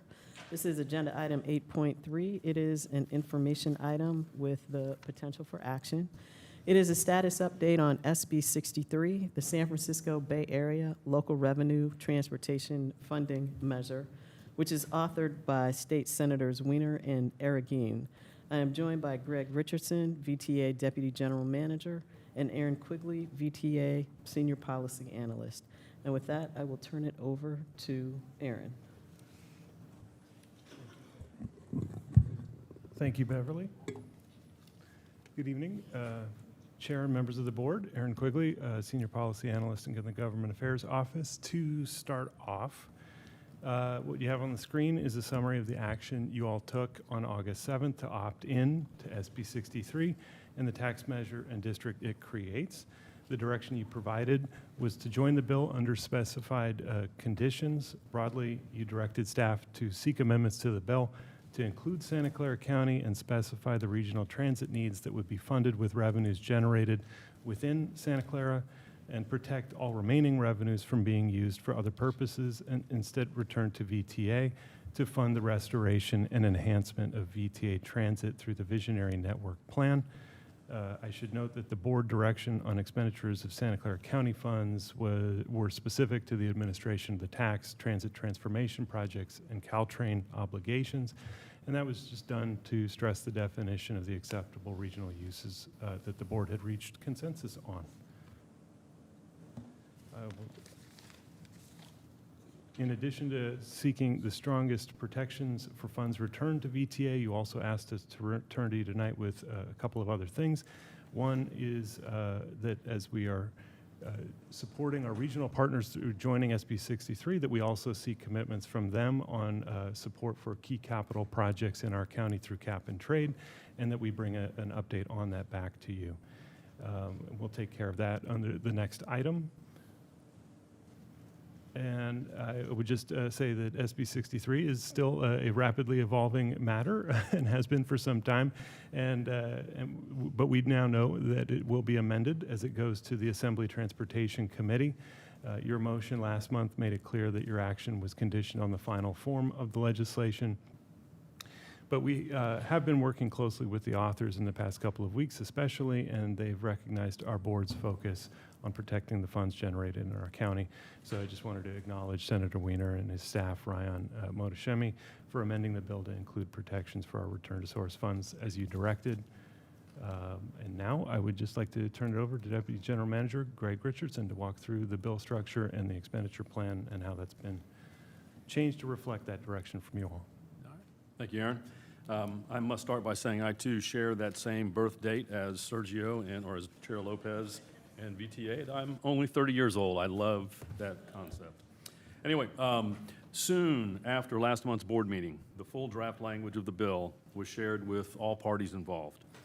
And it confirmed the concept of what we referred to during our conversations as the percent of region total regarding contributions and distributions to defined agencies and counties. And so what you're looking at on the screen is the four main items that were part of the 1.A, the conditional items that had to do with the administrative cost, the transit transformation, Caltrain's contribution, and then the return to source. And in that column next to the identification of those items, you'll see the column which is previous. And each of those were identified as regional totals, and they each were identified as a percent of the total. And so that's how that's how everything was structured originally and how we discussed it last month. So with the confirmation of the percent of total, over the past month, a great deal of work has been done to address the content of the bill and the board conditions that were mentioned by Aaron on the previous slide, with a heightened focus on return to source. And so as a result of the work done over the past month, and with the thanks to Senator Wiener's office, new language has been proposed to strengthen the return to source element for all counties, including Santa Clara County.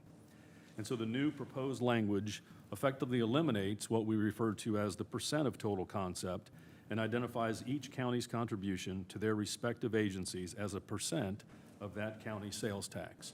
And so when you're looking on the screen now, over to the right, it's basically identified in the proposed language that each of those items, administrative cost, transit, Caltrain, and return to source, are now all percentages of the amount earned or received in Santa Clara County only. It is no longer a percent of total.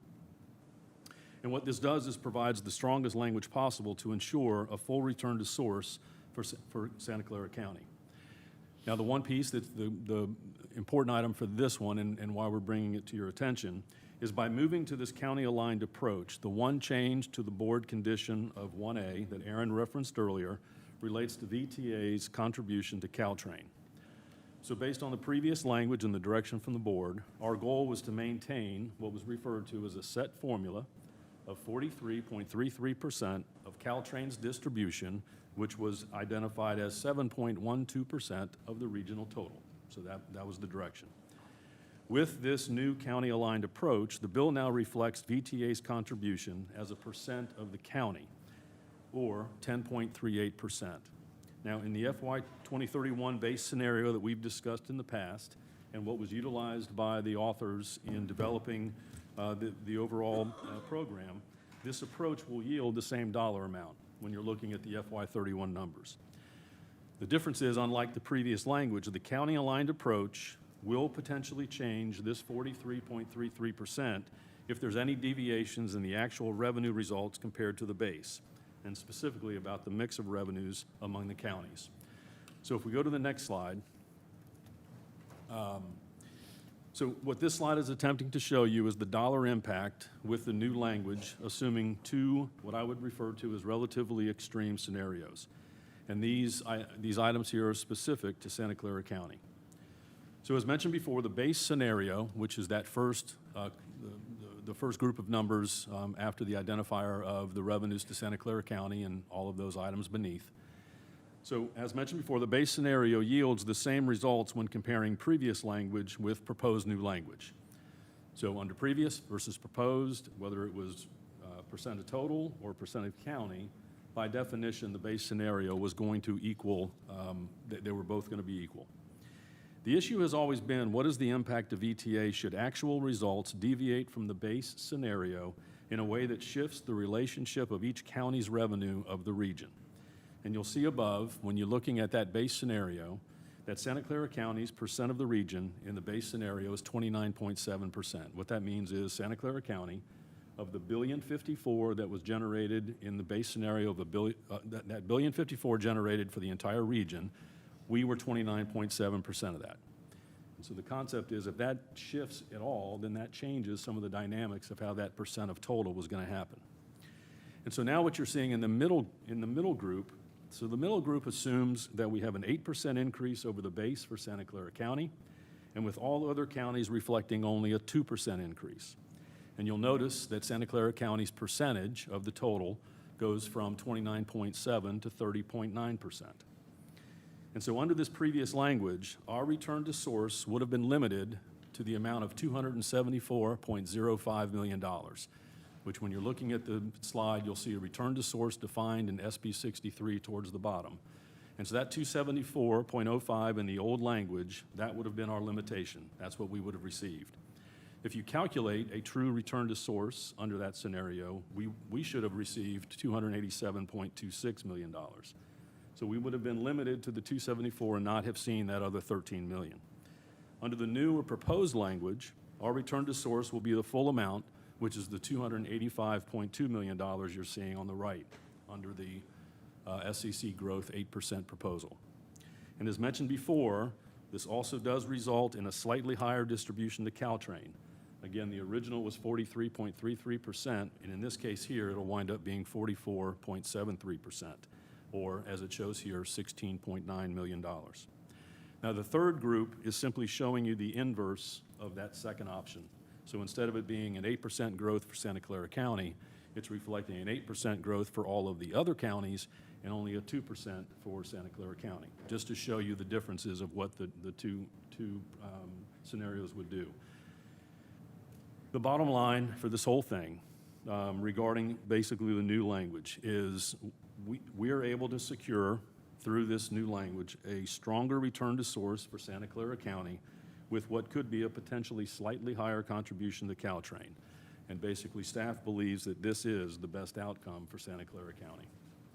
I'll turn it back over to Aaron for some of the dates and deadlines. Thank you, Greg. Finally, I would just say we are staying in touch with the author's office and especially on the schedule for the bill as we're coming to the final days of the session. And we do now note tonight that this will be heard in the Assembly Transportation Committee on Monday afternoon. And they have submitted amendments to the bill to reflect this change from the percent of total to countywide accounting of these contributions to regional services. So we do know that those have been amended into the bill. Following the Assembly Transportation Committee hearing next week, of course, the last day of the session is the 12th. Between the committee and the end of the session, it's going to have to make it back through the Senate on concurrence. So with that, happy to take any questions. Thank you so much. And before we go to colleagues, let's do see if there's any public comment on this item. None online, Chair. Okay, so we'll bring it back for questions and comments. And I just want to make a few comments to kind of make clear where we are. And while I'm doing that, would you mind going back to the slide that shows the one before this one? Yeah, thank you. So I just want to set the stage a little bit. In the time since we had our last meeting, I heard from a lot of folks with a lot of opinions on what we did, and in particular, one long time office holder ripped into me saying, how did Santa Clara County get such a good deal? How did you do such a good job negotiating? And I'll take that any day of the week, because it means that we did our work, and as a result, I really believe the bill as a whole is strengthened, and all of our regional partners and counties are better off. The reason why we're here today, and I really appreciate the way that this was laid out from staff, is a couple of reasons. One, because we made it clear that we would come back for an update wherever we were. We knew there'd be tweaks to the language, and secondly, because of what I'll get into, this Caltrain point that Greg just touched on. The advice of our general counsel it was that we should come back because the previous motion that we made was very specific, and so this one part of the bill, and here it's proposed uses 10.38% of Santa Clara County. We need to take a new motion on that. So there's some language that I think we can put up after that we have that we can provide. I want to stay on this slide for a second. Great. Sorry. Can we go? Yeah. Can we go back to the slide? So just to summarize, and I know Greg, you did a great job of going over.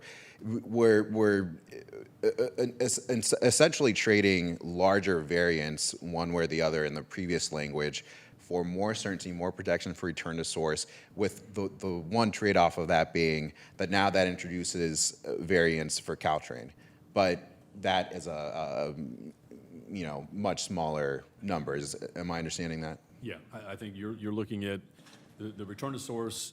The benefits there are much greater than that contribution we would make with Caltrain. And I would also add that we still have the option of still doing some stuff through the Caltrain JPA to shore up some of what occurs on that side. So we can still do some work on that. Absolutely. And Margaret, I'll come to you in a second to talk about that. But I just want to set the stage of exactly why we're here. The fact that we are seen as being where we are is because of the leadership on this board and of staff, and really digging into the details that I think has gotten a really strong end product in a highly dynamic and uncertain environment. And I deeply appreciate the continued partnership from the bill authors.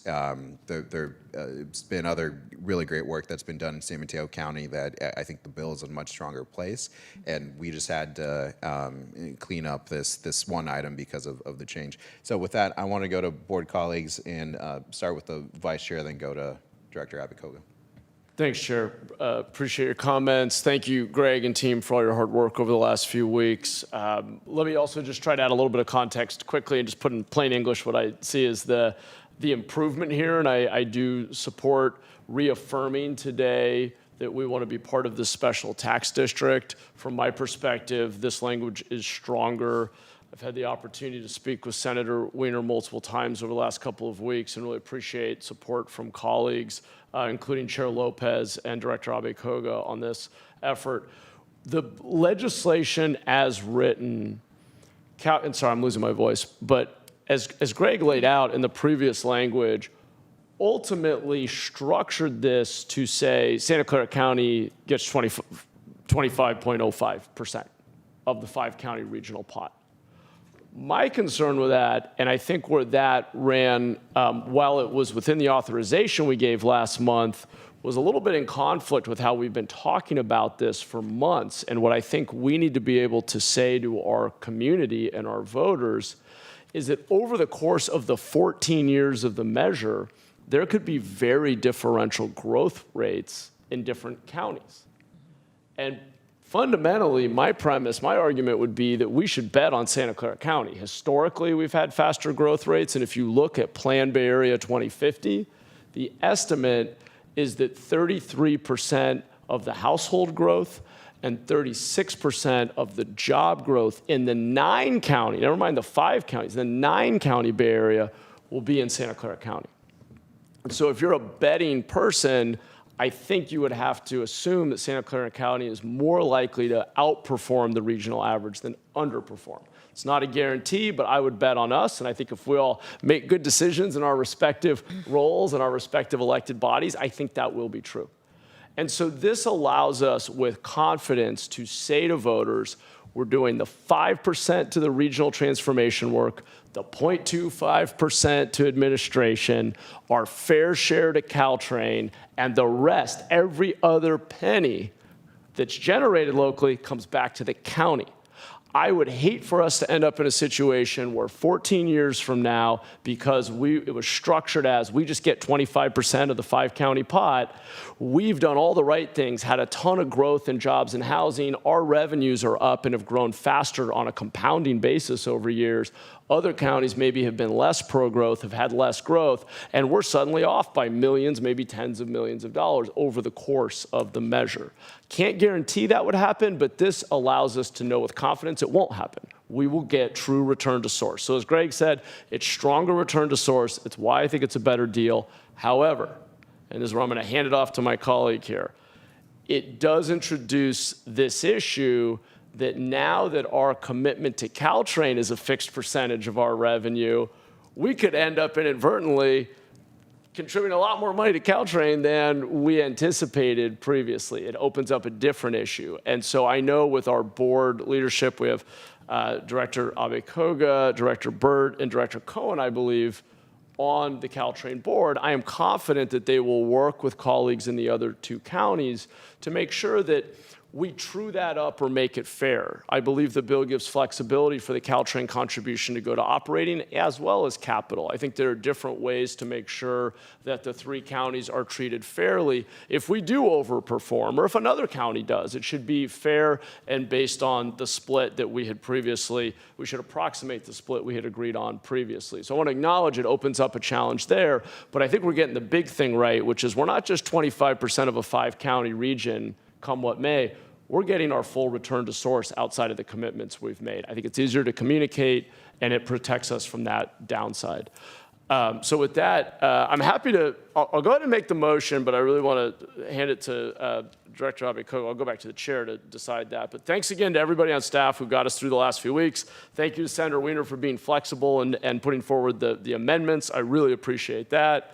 And I'll just close by saying, I'd move to reaffirm the board's position to opt into the regional transit measure district with the understanding that the bill allocates to Caltrain 10.38% of the sales tax revenues generated within the territory of the county of Santa Clara and reflects what you saw in the chart previously. And I'll second that motion. Thanks. Great. Director Abe-Koga. Thank you, Chair, and thank you to staff and to so many folks who are involved in this effort. I think we've gone through every permutation of conversation you can think of, and I really do appreciate it. I think this is a much better effort and process than we had with the original 1031, I think was the number. So, and I want to thank Senator Wiener for being very inclusive of all of the parties involved.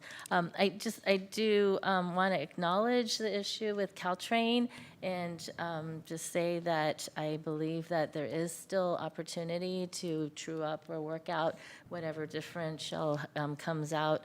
I know that all 3 member agencies or 3 counties want to make sure that we all had to pay our fair share, equitable share, and we don't want to put the burden on any one county or agency. So I believe that we do have a lot more work to do in regards to governance and operating, or not just operating, but capital costs. So in those discussions, I believe we'll be able to work this out. So I thought I wanted to propose a friendly amendment to direct the VTA representatives, so Member Burt, Member Cohen, and myself on the Caltrain's Joint Powers Board to work towards establishing a fair process for allocating or redistributing any funds exceeding the $75 million cap, which is what we voted to overall contribute to Caltrain. Yeah, that's a great amendment, and I accept it. Absolutely. Thank you. Thank you. Do you have other comments on this side? Any other comments or questions? Director Sell, please. It's very easy to understand This all is much easier to understand, this proposed method, than the other method. The 84.37% looks very much more appealing to explain it to a voter than the 25% of the region. So I wanted to thank staff for doing the work to protect our return to the source. That has been the focus of what I think that my constituents would want from this. So thank you. Thank you. And finally, before we vote on the motion, I do just also want to share that there have been additional changes, and in particular, I appreciate the work of Assemblymember Diane Pappen and I think MC Commissioner Gina Pappen, who have worked on introducing stronger accountability measures, language that is well within the motion that we did make, but just want to share that the bill, from my perspective, continues to improve and will continue to be on top of, both from a staff and board leadership perspective and everyone else's play a leadership role to be on top of everything and keep this board informed. So with that, I think we have a motion. All those in favor say aye. Aye. Any opposed? All right. Thank you all. That brings us to 8.4. And thank you, staff, for the presentation and all the work. 8.4 is another potential action item, and this is an update on cap and trade, or I should say cap and invest program priorities.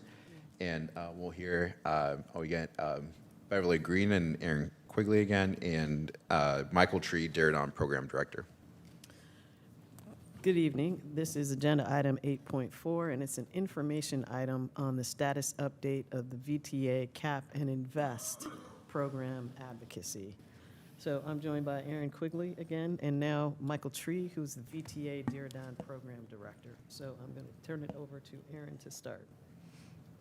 Thanks again, Beverly. Appreciate it. I will get through the next couple of slides quickly and then let Michael introduce himself and talk about outline his key projects he's leading an effort to fund through the Cap and Invest extension talks in Sacramento right now.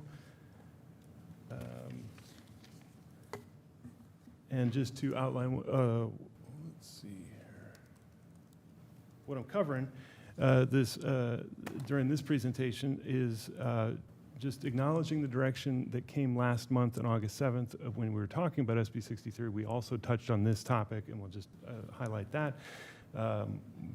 Briefly touch on various proposals that are being batted around in Sacramento at the moment regarding the reauthorization of the state's cap and invest system.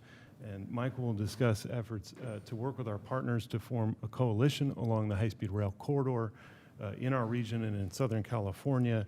And then finally, we'll also touch on the current status of some of these proposals as the legislative session comes to a close. So on the screen, you've got the direction that came with the motion on SB 63 last month. And that was simply just to work to form commitments in our region to prioritize Santa Clara County capital needs through the Cap and Invest discussion and then return tonight. All right.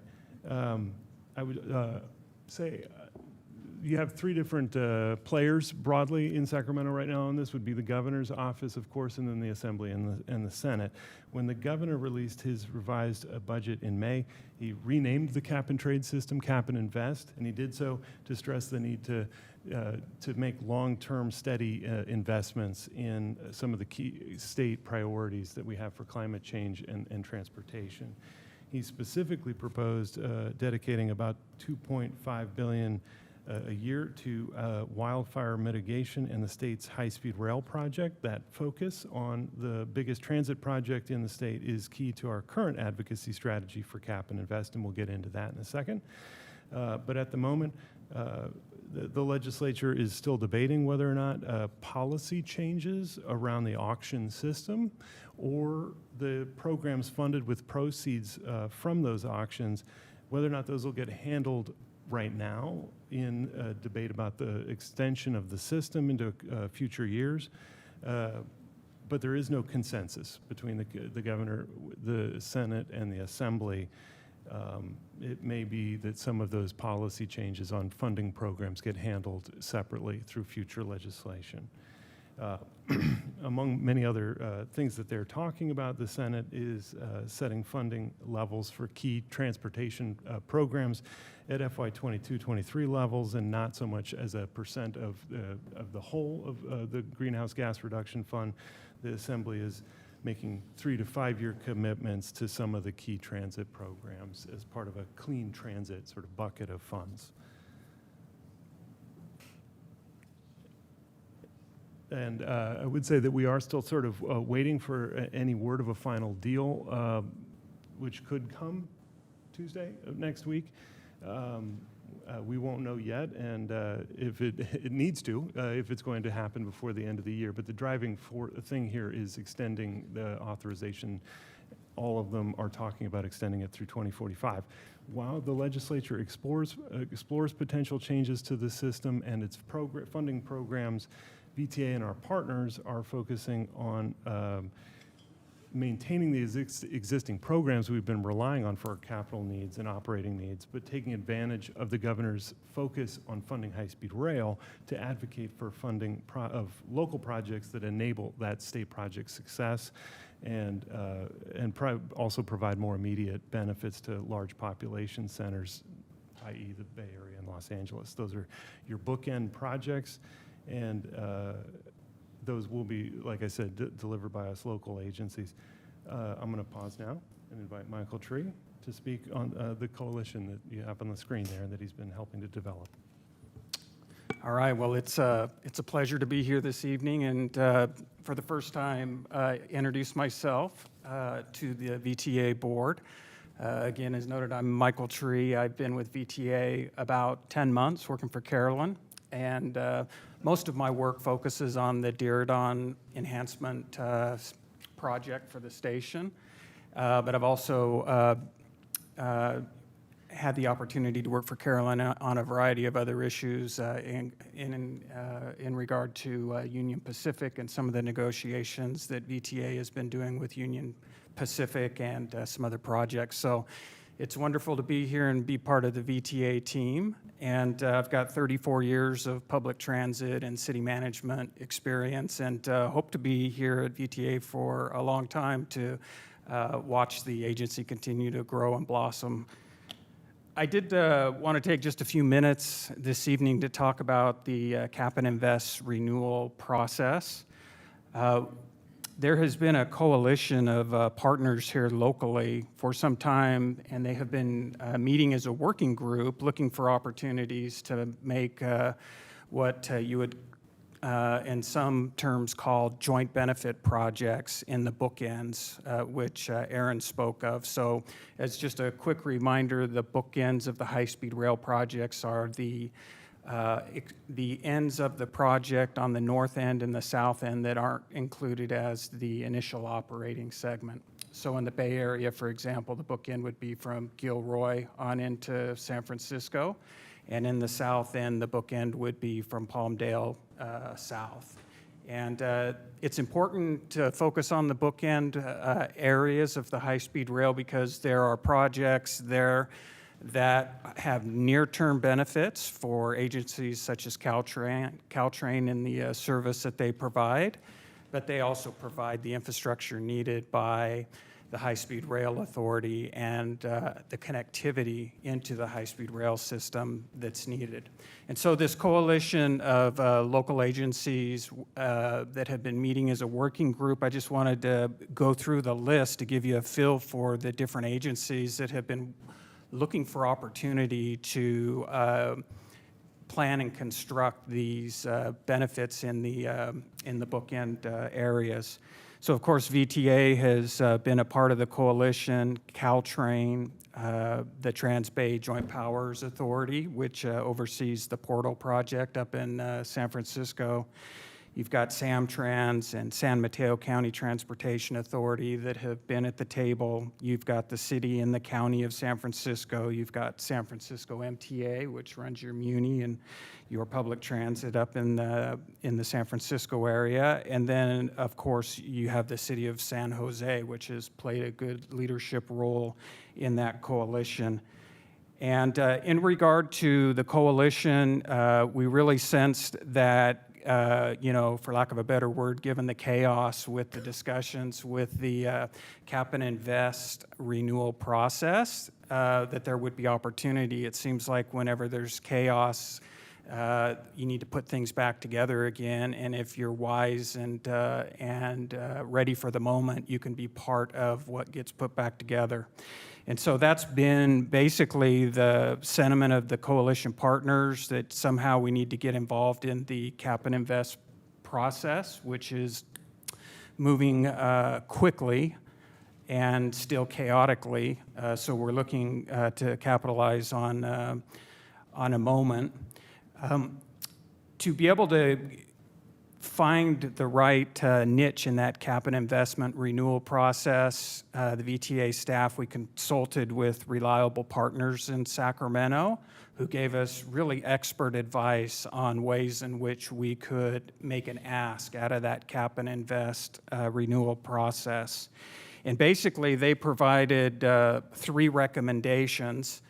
And the first recommendation was we definitely needed to continue to focus on the concept of the bookend projects and to look for opportunities in that bookend segment from Gilroy to San Francisco to find those projects that benefit the area or the region in the near term and then provide the connectivity and infrastructure needed for high-speed rail to succeed. The 4 bullet points that you see on this slide are representative of the recommendations that they have made and that the coalition has coalesced around in regard to an ask out of the cap and invest renewal process. The second recommendation that they made was that we allow the legislature the flexibility to best decide how to fund these bookend projects. And so there's a host of different options and tools that they could use in the renewal process, and we have been flexible with them in regard to how to approach the funding of these projects. And then the third ask that we made of these important partners in Sacramento is what should be the ask. And after they had analyzed and taken a look at the availability of funds in the cap and trade renewal over the next 20 years, their recommendation was to ask for a range between $1.6 billion and $2 billion over the 20-year renewal period of cap and invest. And so it seems like a big number, but if you consider that that's over a 20-year period, the recommendations we received was that was a manageable dollar amount for those in Sacramento to work with. I just wanted to, in conclusion, just talk about those 4 bullet points, those 4 kind of groupings of projects that we have made a request for in the cap and invest renewal process. You have 2 projects at the Diridon station that were in the recommendation. One is the completion of preliminary engineering, and the other is the improvements for the BART to Silicon Valley Phase 2 infrastructure there at the Diridon station. That's really important because the Diridon station is getting set up, being planned for as a world-class transit center, really the what would you say, the Grand Central Station of the West, if you will. And I'll just give you an idea of how important the Diridon station is to the state and to the region and why it is part of our ask with the cap and trade renewal. Basically, the station, when completed, will handle the volume of 7 different passenger rail operators. And that equates to just under 500 rail trips in and out of the station per day. And an interesting fact that I'm just trying to pin down is that, an initial look at that is that the Diridon station will have the highest amount of passenger rail train volume west of the Mississippi in the U.S.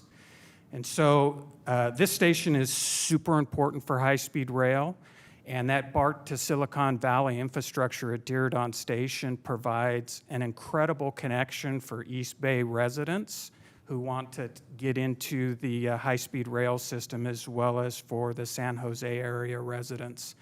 And so high priority for our state partners in that recommendation. And I'll kind of perhaps go a little quicker on the other bullet points. One of them is the pre-development activities for track improvements and electrification between Gilroy and the San Jose Diridon Station.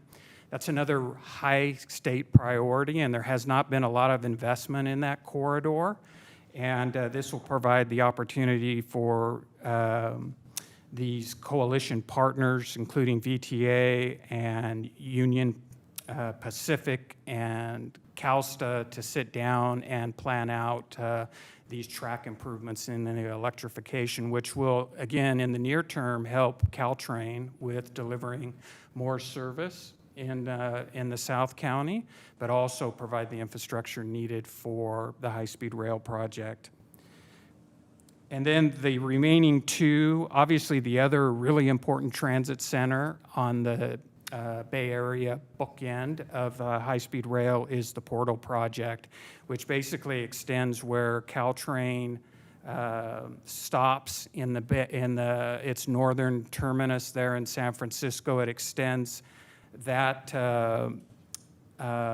track and electrification into the Salesforce Transit Center, both for Caltrain in the near term and then again for high-speed rail in the long term. So that's an important piece of infrastructure for not only the region but for the state. And then the final project that was a recommendation from our state partners was that in the future, as Caltrain grows its service levels and then high-speed rail comes in with its service levels, the need for grade separations and safety projects will be very important.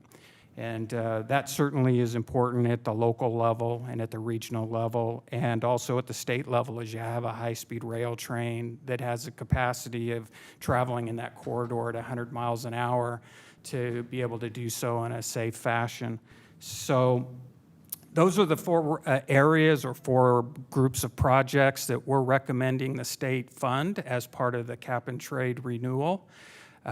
We are recommending and have asked for $2.25 billion, which is a little higher than the $1.6 to $2 billion window we were given, but we felt like we needed some room in case we were asked to reduce the ask. So that is currently being discussed and socialized with the legislature. We're hoping that it finds its way into either perhaps an earmark or a continuous appropriation of the what they call the GGRF, or the cap and investment kind of overall fund amount. This project is, in finishing my comments, this project not only has been a coalition of partners here in the Bay Area, but it's also been a coalition of partners in Southern California. They've come on board with their projects for their Southern California bookend, and their ask is $3.3 billion. So the total ask for the two bookend areas out of Cap and Invest is $5.5 billion over the 20-year life of the renewal. And that follows along the lines of a 40-60 split, which I think follows the population statistics between the Bay Area and Southern California, and has historically been used when talking about projects and cost and funding. And so that gives you an up-to-date look at the ask, and specifically the projects within the ask. A huge thanks to Senator Cortese, who really has provided a leadership role in seeing if we can get this funded, these bookend projects, and also Senator Wiener, who is assisting. And with that, I'll turn it over to you, Aaron, and then would be available certainly for any comments. Thanks, Michael. questions. Similar to the last presentation, we have our upcoming dates and deadlines. We are coming up on the end of the state legislative session. We continue to push the priorities that Michael just mentioned as they try to finalize a deal in the coming week. And we have been trying to push that in a number of different venues. Michael has been working with partners throughout the Bay Area, City of San Jose, Caltrain, high-speed rail, of course, at Northern California, MTC. Beverly Green has been advocating for us in a number of different ways, also through the California Transit Association. We've been meeting with our state delegation and educating them on the needs along the corridor, and we obviously do recognize the end of the session coming. So whether the expenditures are handled with the extension of the cap and trade auction system right now, or in a separate legislation later, we're looking to make sure the legislature understands that locals are delivering projects that enable the success of high-speed rail and are meeting critical needs in the community right now. So we do want to make sure that we are thanking Senator Cortese and our delegation who put letters together to this effect just last week. And we will, however this plays out, be well positioned to take this up, whether it is next week or in future legislation. Happy to take any questions. Thank you. Let's go to public comment. First, we have Harry Neal, and then we'll go online.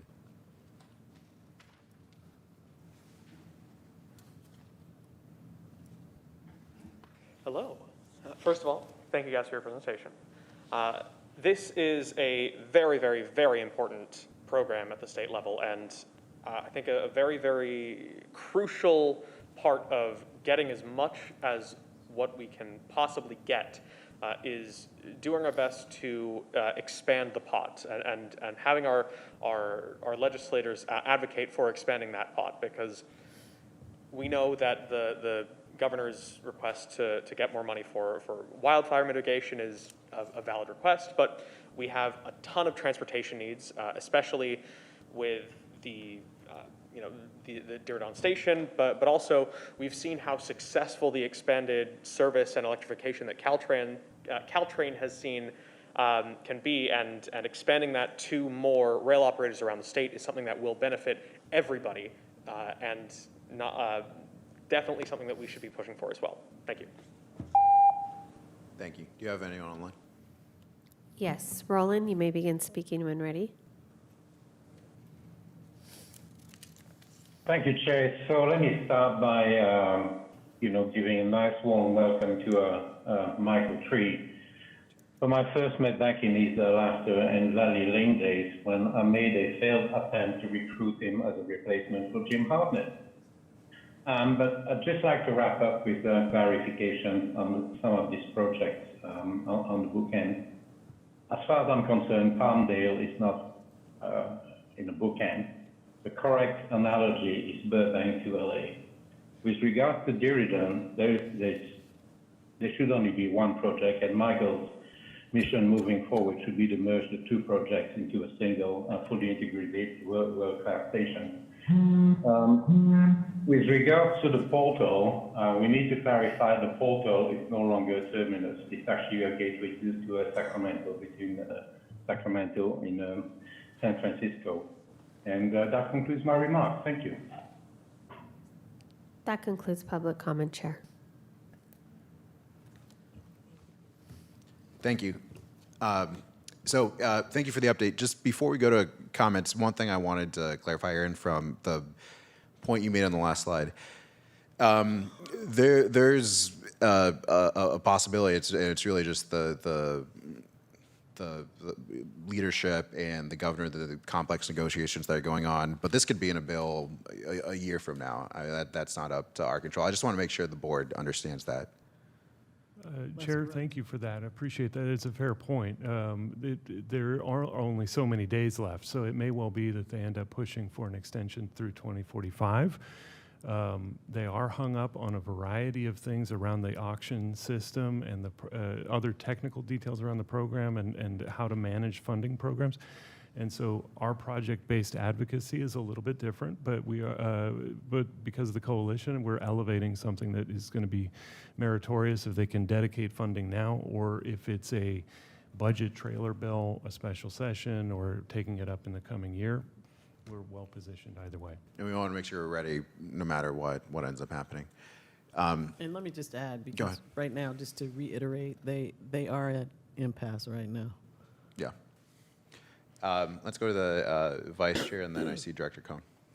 Okay, thanks, Chair. I'll try to be quick here. I also want to add my thanks to staff for all your work on this, Senator Cortese, Senator Wahab, Senator Wiener, and others, our assembly members. I've spoken with Kalra and Aaron's and others. And I think we're in a pretty good place, but I'd be lying if I didn't say I still have some heartburn over how these dollars ultimately, if they are allocated, would be allocated within the sub-region. And I wanted to ask a little bit about how we're positioning projects in Santa Clara County to be strong competitors for these dollars, because it is unclear to me. In fact, I think it is likely that the three-county proposal will not be determinative in how the dollars are allocated. Ultimately, as I understand it, the dollars will go to Cal STA, and it will be allocated on a project basis. Is that correct?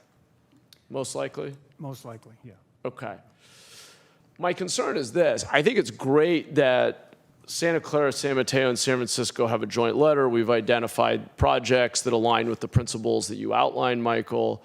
And I think we are stronger advocating as a region. This has been an intentional strategy. I think our $2.25 billion ask is in the right spot relative to LA, and by advocating together, we are stronger and more likely to secure those dollars.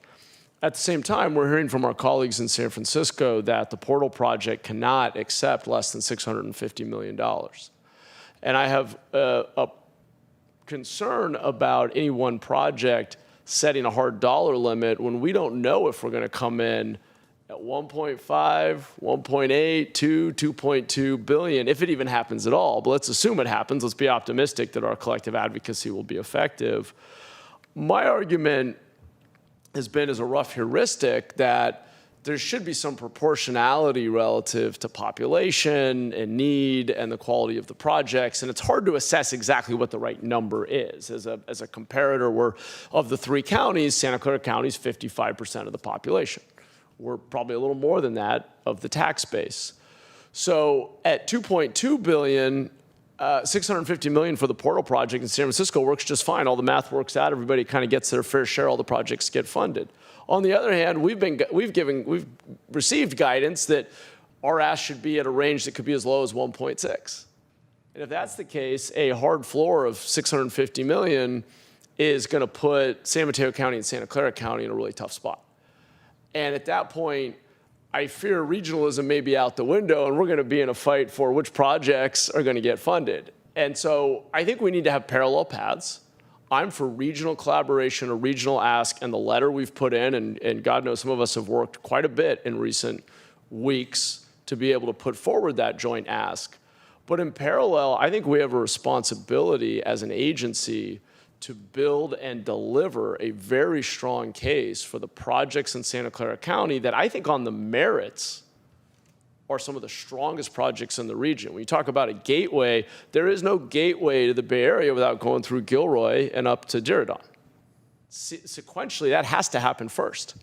So those projects have to be prioritized, and I don't think you get the buy-in of the region without doing some of these grade separations so that ultimately this higher volume of traffic actually ensures safety and doesn't massively disrupt local transportation. So I just want to make sure, I mean, Caroline, the question may be to you, maybe it's to staff, but what are we doing on the parallel path to make sure we have the strongest possible case for our projects? We are educating all of the decision makers, and we are really making a strong case for these projects. If ultimately this comes down to Cal STA saying, we got $1.6 billion for this part of the state, and we're going to have to make some tough calls, because I don't like the fact that we're at this sort of hard floor in San Francisco on a project that sequentially really should come after some of the projects in the South Bay. So, Carolyn, do So- you want to chime in on that? Yeah, I think one of the things is, and I'm going to give a shout out to Michael, because Michael's been great on really sort of taking the charge. VTA has really led out on this and pulling together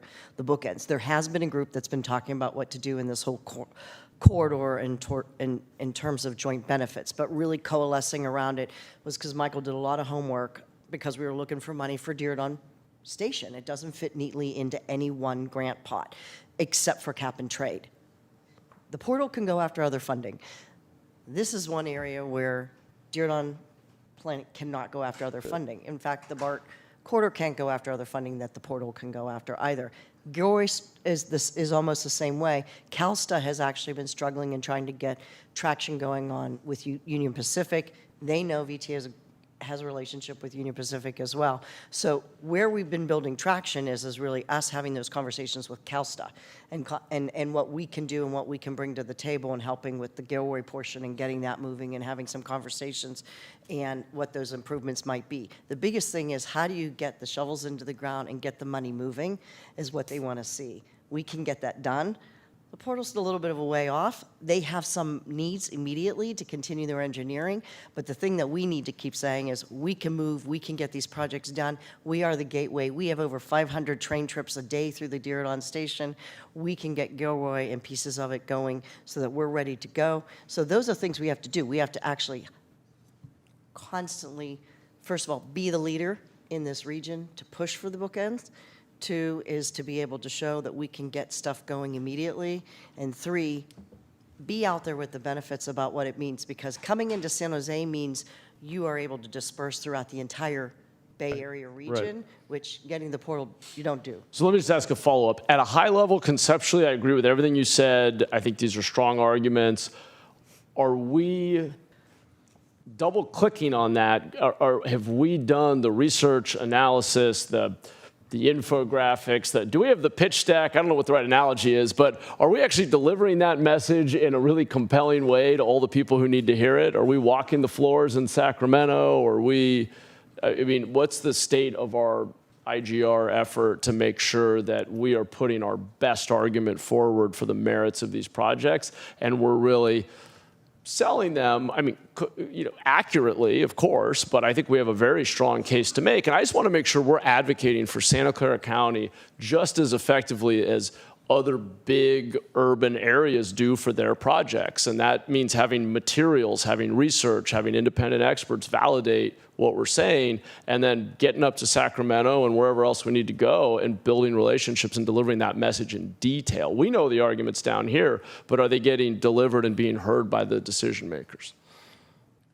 I would say probably our first priority was building that coalition, because this is one of the first times we've taken the lead on building a really big coalition and getting Southern California on board so that we could get the whole bookend package going. That was one, but I think we've been bringing that argument together and saying it, but I don't, you're But right. our coalition doesn't even within our coalition, we don't agree, because I've been having this conversation with San Francisco, and God bless them, and they should fight for their project, but they're drawing a hard line and saying, we can't go less than $650 million for our project. So what's our what are we saying, what are we doing to make sure our projects We are can't going go to less get... than 800 on. Okay, well, let's throw out some numbers and let's make a case and let's have some materials and go, push our case. And I'm ready, I'm signed up. I'm sure any of us are willing to go up to Sacramento, put in calls, but I just want to make sure our IGR game is as strong as anybody's in the state, because I think we have the most worthy projects and we need to make sure we get our fair share of the funding. We've had a lot of cases where we actually proportionally get less of the dollars coming back home, even though we're the tax-based center of the region. So I'll leave it at that. We can take it offline. So just so you know, I was with our colleagues statewide the other Monday ago in Sacramento doing exactly that for the cap and trade program. There's certainly some work that we can do to focus on the projects that are in Santa Clara. But what we were trying to do is just make sure the program is moving forward. There's some issues around how long the time frames are. So we will concentrate on some Santa Clara area focused kind of materials, and I think that we've started statewide. I think we can go down to the local level and say this is why VTA projects are deserving. Yeah, it's a parallel path. The coalition approach is important. Getting the support to even do cap and invest and extend 20 years is critically important. Let's not lose sight of the fact that we have needs here for our constituents. We have very worthy projects. I'm not sure we're making a strong enough case for our projects. When push comes to shove, we may not get $2.25 billion. Let's remember, we didn't get 49% of the FTA, the FFGA we wanted, and we need to be ready for that. It's a parallel process, but we need to be out there ready for that eventuality where there is a zero-sum game between some of these projects, and we had better make sure the Gilroy extension and Diridon gets the funding it needs for this gateway to work. Okay. And if I can ask a follow-up, hearing that feedback and then hearing where we ended with the time frame, which this could be settled in the next few days, or it could be, a year from now. So based off what we know and don't know and what you're hearing, what do you see as the path forward, whether that's joining arm in arm with board directors and us coming in support, or a press strategy or additional visits, given some of the uncertainty that we have around the timing? I think obviously the influence that we have with our board and the resources we have there, we'll put together a program that includes board directors that can advocate more policymaker to policymaker. And if I could add to that too, the mayor's points are very well taken. Mayor of San Jose, I should say, of course. We do have very strong arguments to make and have been making them. We've been blitzing our own delegation in the last couple of weeks on this especially. So, some of this is projects south of Tomian to Gilroy. The Speaker of the Assembly represents the southern part of the county. So we are certainly hitting that point pretty hard when we're meeting with his staff on this, and that's resonating. Also, just basic project readiness, making sure that projects are, to Carolyn's point earlier, that's in VTA's DNA, to move projects from one stage to another, make sure they're competitive in grant programs and things like defining what we're trying to do at Diridon as completing a stage of the development. The preliminary engineering is very compelling because then you can go back to grants later and make a case that you need to move to the next stage. And we're very good at that. We also have some great friends throughout this county who have been advancing projects themselves that are near construction as well, grade SEPs and other projects in San Jose. So, and we know how to build, and that brings a lot of allies with that. And we're not having to spin up a whole new agency for a new project, like some of our neighbors in the region. So I guess the reason why I just emphasize that is because time is potentially very short on this, and so for us to be effective as board directors, it will really require hearing what you need on a very specific time frame for us to be effective. So I'll leave it at that for now, and I do just want to express my appreciation to City of San Jose staff and the real leadership role they have taken in this, and the significant time and resources they have put into moving this forward. It is hugely important. I'll go to, I think I called on Director Cohen first, then I'll come back to Director Abakoga. Yeah, thank you, Chair. First, very simple question, Michael. I heard you say 20 years. We're talking a 15 or 20-year extension at this point, do we think? Or we're not even sure yet? You're not sure, or we're not sure, but the thought is, the most common response I've gotten is 20 years, but you've been up in Sacramento as of late, Beverly? That we would like to see 20 years. There are also some other shorter term timeframes that are coming up, and we are making the case that we have projects that, that aren't going to come to fruition for many years, so we need to be able to plan more than 3 to 5 years. In addition, some of the federal money is dependent upon some of the state money. Right. So it seems to me that the time horizon should also then dictate the dollar amounts too, because the longer the time horizon, the more the total pot is. So I was just wondering, we're sticking with a $2.2 billion, but if 20 years, we were talking about 15 years before, 20 years means additional revenue to divvy up. I understand the bookend projects. At 15 years, it's about $360 million a year on average. Obviously, it wouldn't all be coming at once. The governor's asking for set aside of the $2.2 billion, you said, annually $2.2 billion. Is that right? The governor's requesting is $1 billion per year for high-speed rail. I thought there was a second piece also. Yeah, wildfire. A wildfire, right? programs 1.2 as for well. wildfire, one for, so it was like 2.2 billion plus 300 million for these the bookend projects. That's about 2.5 billion. Currently, are we talking about revenue of about 4 billion a year? Is that the, which we It hope, if things are fluctuates. going well, and if they don't, we have other problems, but hopefully that revenue is dropping over time, because hopefully there's less carbon emissions for people to be trading. These bookend projects are transportation specific, but I presume that additional revenue beyond that, the additional 1.5 billion or 1 billion beyond that, is available statewide, or does this potentially prevent this region, if we earmark a certain money for these transportation projects, from applying for projects related to other climate resilience and mitigation things that might be happening in the area? Or would we expect that that's sort of a statewide open application process for the rest of the funds? Yeah, so currently the language that would go in the cap and invest renewal legislation, if we're successful, it will have language within on our projects as well as clarifications that the continual or continuous appropriation, or however they choose to fund it, will not prohibit us from being able to apply for other funds, whether it be TIRSIP or LC-TOP or housing and so on. Right, that's an important piece. I just want to make sure that we're also keeping in mind. I presume, the way I'm thinking about it is that so this hard cap, if we were to say that 2.2 for Northern California, 3.3 for Southern California, that's over the lifespan. So somebody would be, as we're rushing to be first to get some of these grants, they would be banking it off of that and then say, well, too bad the region's out of money now. I guess I'm not clear on exactly how this works. We're not getting $360 million a year out of that 5.5 that's then split between Northern and Southern California. We're doing it when we're shovel ready at various times. Projects will be applying at different times. So it's not clear to me the accounting for all this and how that's expected to work. And then just a follow-up question on that.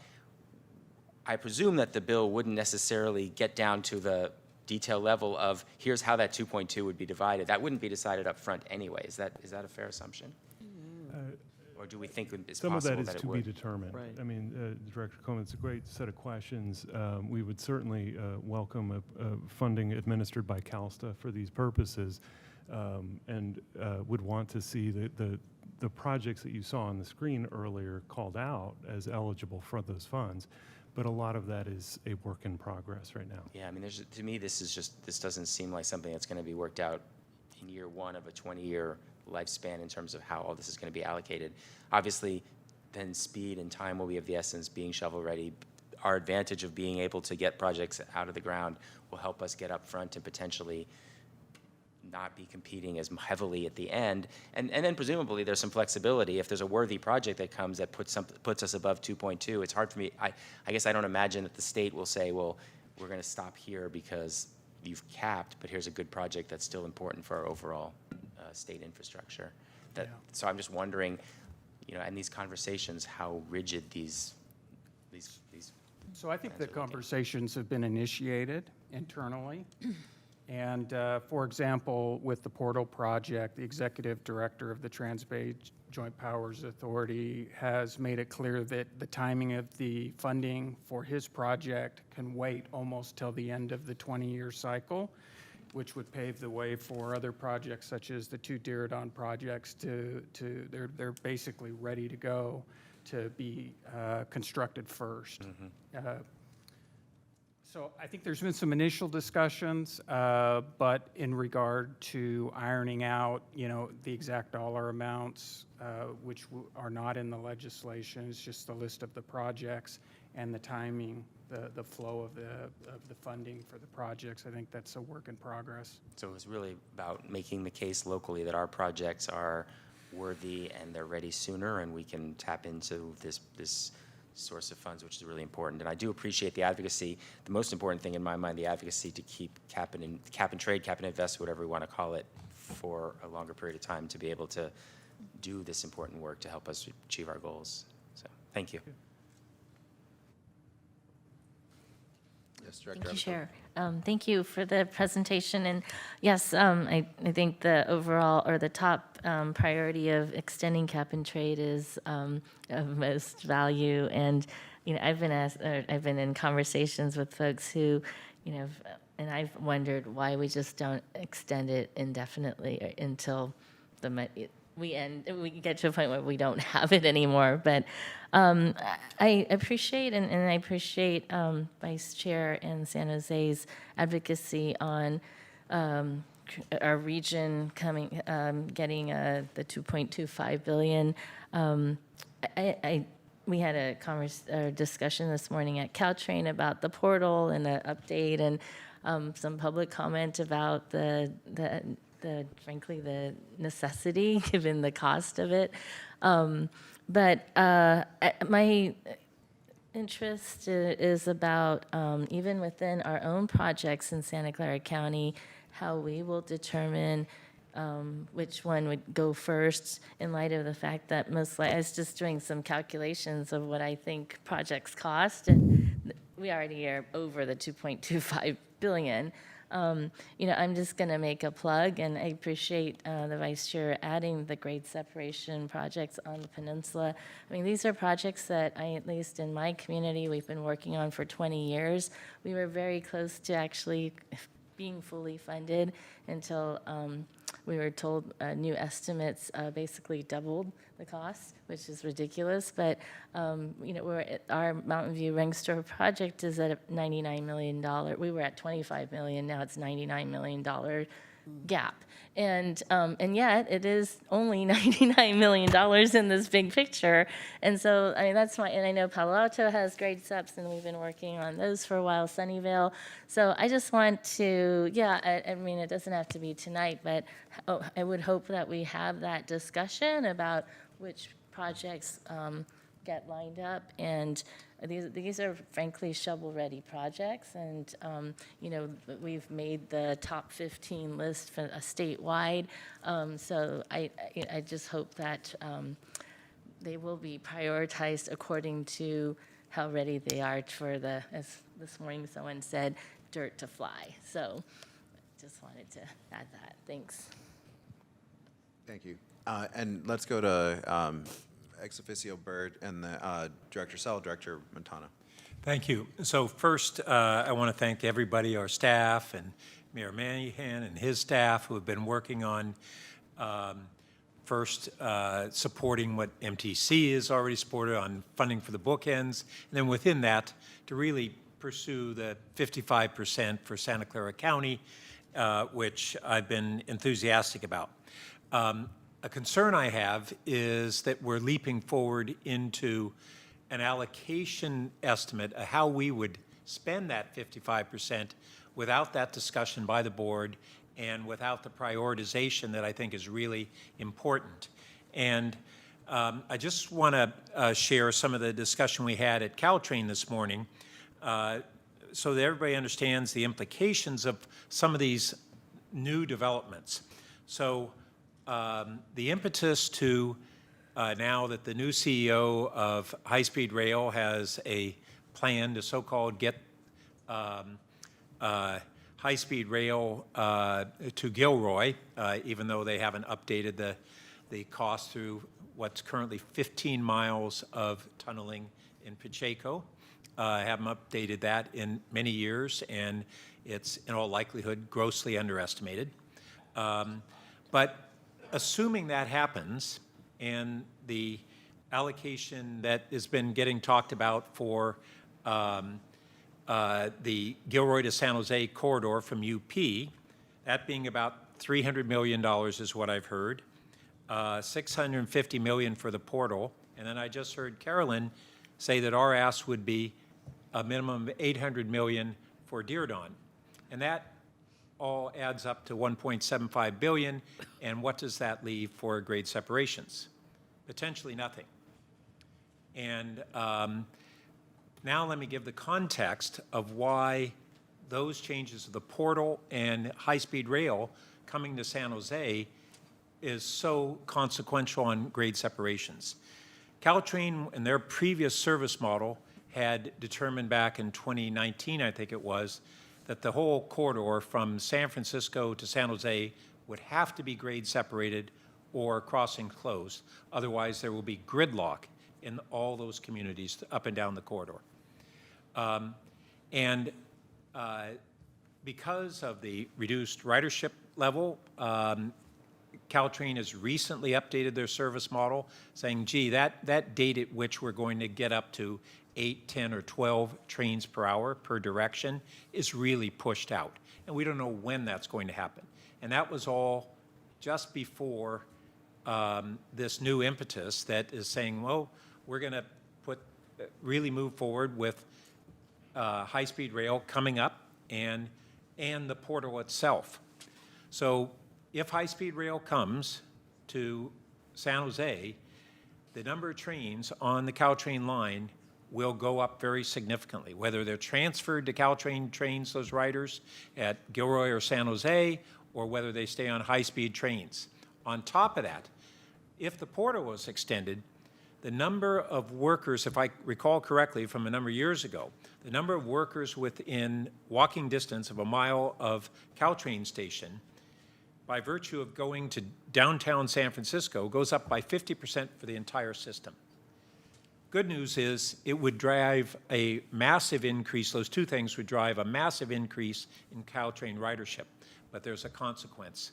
It would return us to necessitating grade separating or closing all the grade crossings on the corridor, which we thought was a $10 billion project, of which there was maybe about $1 billion identified. As Commissioner Abacoga noted, with the cost escalations, we're now saying it's a $20 billion project with $1 billion identified. On top of that, if high-speed rail goes from Gilroy to San Jose, it would need to be a 3-track system. You can't run the freight on the same system as high-speed rail in all likelihood. My understanding is CPUC would in all likelihood require grade separations.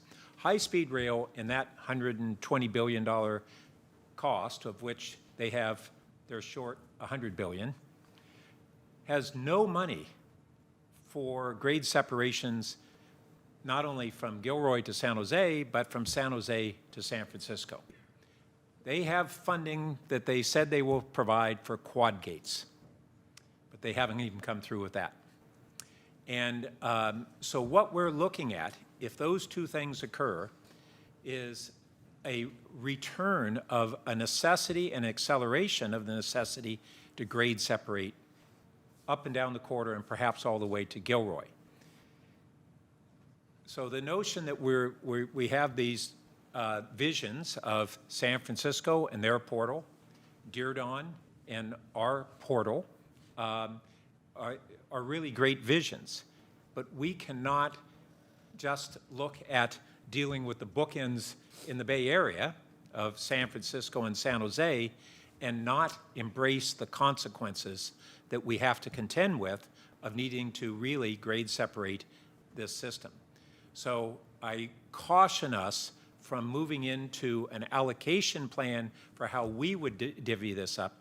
On top of that, in the grand scheme of things, if our share is 55% of $2 billion, that's a really small portion of the cost to do all these things. So who knows what's going to happen, but what we need is to make sure we're having a thoughtful discussion on how we're going to divide our portion of the pie to deal with not only the vision of Diridon and the portal in San Francisco, but the consequences of that for everybody else.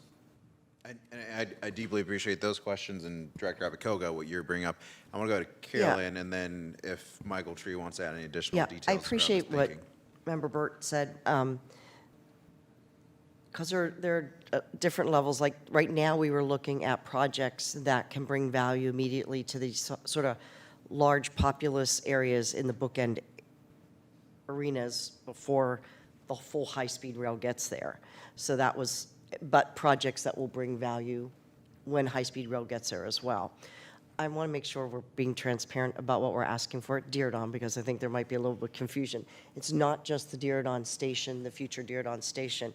It also would build part of the BART station at the Diridon to make sure that that BART connection is done. It's because right now, the way the BART connection is done is it doesn't fully build that connection into the BART station, so we would still have to build additional BART infrastructure to connect to Diridon. So it would actually provide that connection so that it's already ready to go when the high-speed rail comes in. So it would actually allow that connection into that Diridon station. I just want to make sure that people I understand understand that I there want are- that to be sort of more, that people don't believe it. I just want to put that out there publicly. But let me say, I understand that there are good arguments for every one of these uses. I agree. My concern is that our staff has been moving forward with a tentative allocation plan without discussion by this board on that, and that I have concerns with what that tentative allocation plan may be. I do think that I agree with you, what we probably need to do is sort of start to look at those layers of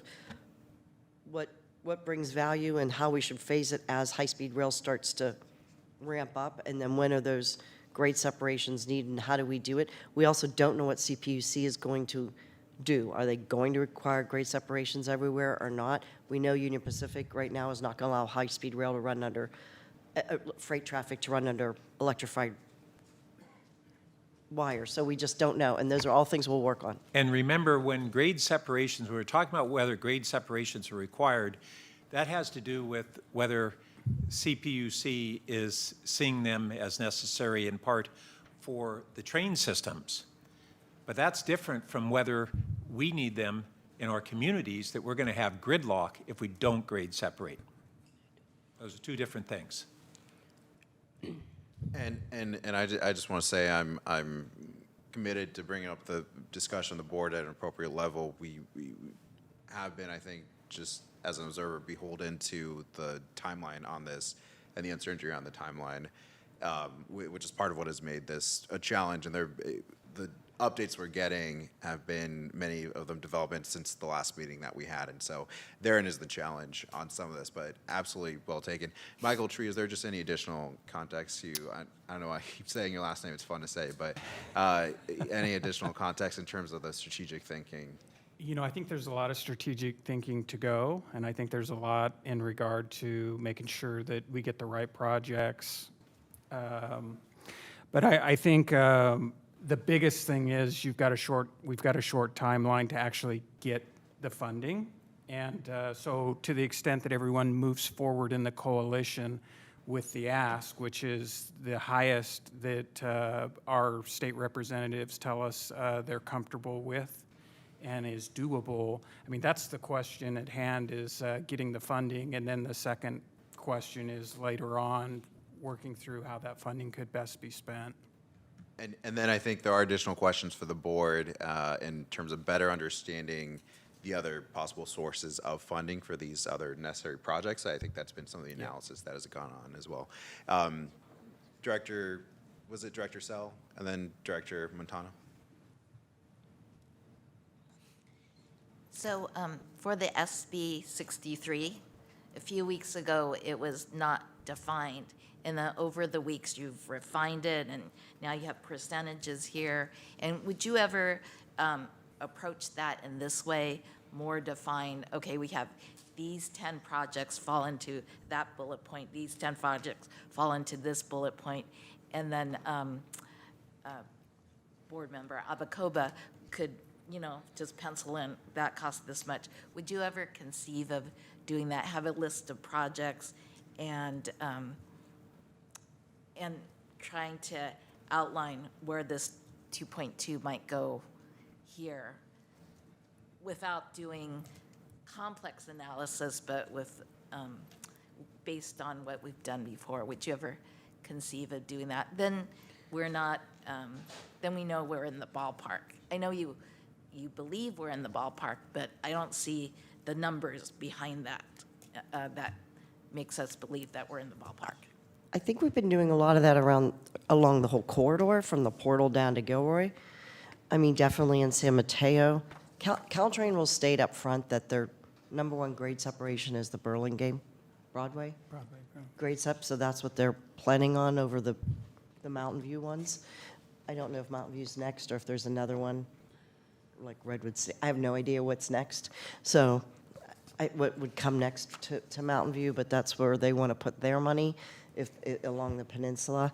And then but they do definitely safety projects. Quad gates are really, really important to them up and down the corridor. I think it's something we need to take a look at. We're leaving that still flexible, and we'll also see how the money goes into CalSTA as well. So I think that's something we'll continue to do. The other thing that we do here, we're a lot more flexible. Looking at if SB 63 goes, what funding can be used for some of these other projects, for safety projects along the corridors, because we can use it for transit operating and transit capital. So there can be possibilities to put money into other funding sources. And believe me, I'm not forgetting about the grade SEPs. I do fully want to get those funded, because we've lost some grant funding on that, and we have to see if we can go back again and try again, maybe. So. So it would be just really great if these 4 bullet points had some numbers behind them and some projects. That would be great. Thank you. Thanks, Director Montano and Director Candelas, and then we'll come back to our Vice Chair. Thank you, Chair. So yeah, I totally agree with Pat Burt. The devil is in the details. There's so much that we don't know, especially, I mean, all you have to do is look at our light rail. Many of the areas are not elevated, so there's gridlock, traffic's backed up. So yeah, I can see that happening.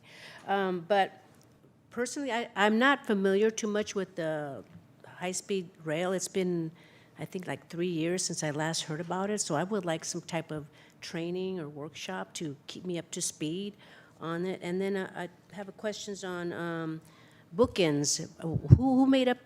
Who created the bookends? Because Central Valley is the one that's growing the fastest. I mean, it seems like we should have a corridor there from Central Valley, because that's where people come to, that's where most of the housing is affordable. So you have a lot of people moving to the Central Valley, but then they get stuck on our freeways.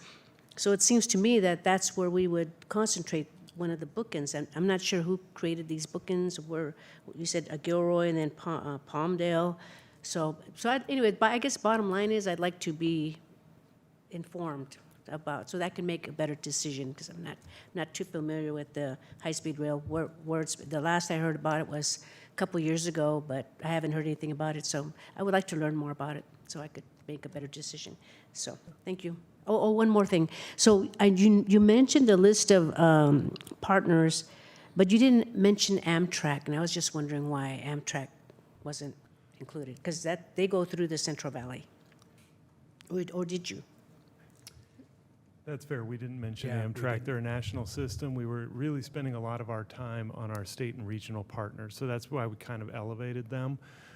We're talking about mainly Caltrain and high-speed rail Northern California, as well as VTA and City of San Jose and others that are located in our part of the region. Your point's very well taken, of course. Yeah, it's because a lot of, Amtrak goes through the Central Valley, and a lot of folks that move there, to go to their job, they come to this Amtrak, they use Amtrak, so. And Amtrak does go to the Daredon station, so. Yeah. All right, thank you. And I think, well, I'm sure staff would be happy to provide you with a briefing on that. I think we should also think about how to bring that up to the board level as well, or just how to circulate that. Did you want to briefly respond about the bookends concept and how that came up? That's just a term of art in the state referring to the sections of the high-speed rail corridor that are not that Merced to Bakersfield section in the middle. That's where the state has focused its resources and is identified as the initial operating segments. So these are the north and south segments. And we're just trying to make a case for funding for places that have the highest population centers outside that middle. Thank you. Director Candelas. Yeah, no, I just wanted to say, I appreciate your comments, Director Burt, and especially as it relates to the arguments around grade separations on a fully built-out system, and the consequences therein on local congestion. But I want to basically underline and reiterate the comments from Vice Chair Mahan with regards to our advocacy basically not losing sight of our local needs while we advocate as a group, as a coalition for a bigger slice of the pie with regards to Northern and Southern California. And, you know, while a straight reauthorization for the, I want to say cap and trade, but cap and invest may be the easier thing. I know, Beverly, you mentioned that the authors and the administration are at an impasse now, but we should really be using this opportunity to focus and prepare and not be flat-footed with regards to our advocacy, especially as it relates to the GHG reduction benefits and the targeted benefits that we would receive here in Santa Clara County with those bookend projects that we can then therefore sell to either the legislature or the governor's office. While we realize the goals of the Cap and Invest program. So make sure we're focused on that, and however any of the board can be called upon to lean on us and help as I mean, the legislative session's going to end in a couple weeks or in 10 days, so yeah, or something like that. So lean on us. That's my point. Thank you. Thanks. Vice Chair Mahan. Thanks. I appreciate those comments. And I just had one question for Carolyn that was sparked by some of the good dialogue here. And I think Director Burt raised great points. And so I was curious, do we have a point on the calendar at which this board might get an informational item on these projects and understand impact and kind of the arguments for the project, costs, potential sources of funding? We talked about how that's a major determinant of what happens here because some projects can apply for certain sources of funding that others cannot. And I think I asked that, and I'll let you answer, but I just want to add a little bit of context.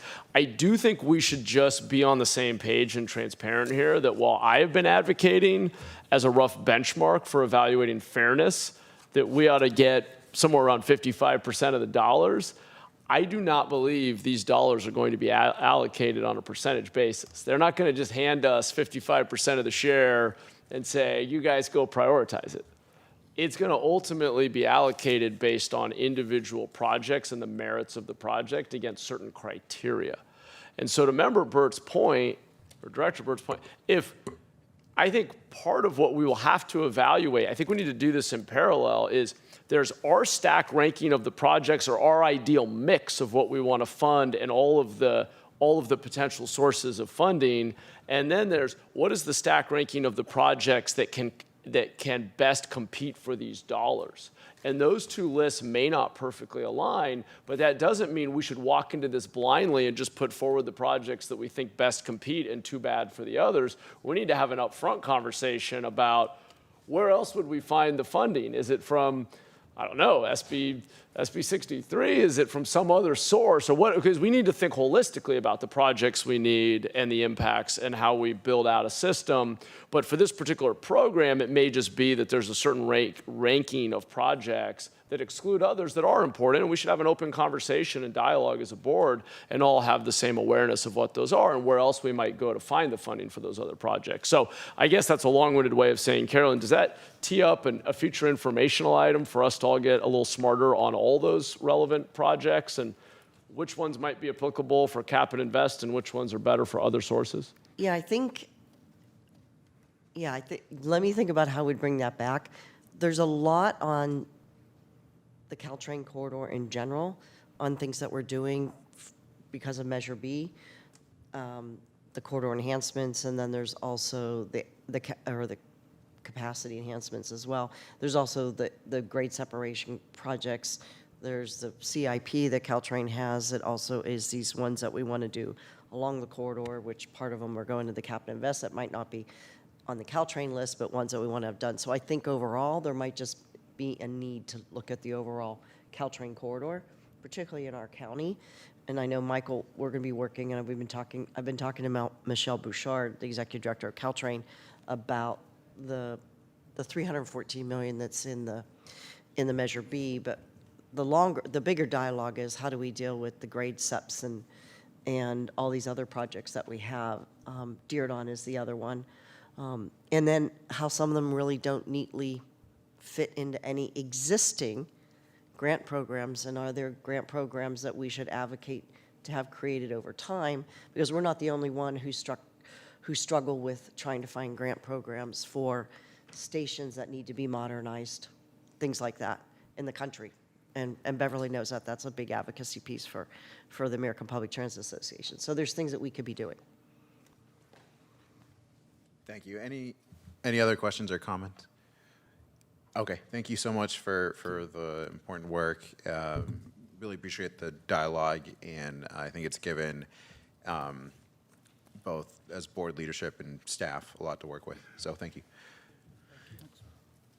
That'll bring us to 8.5, which will be an update on BART SV2.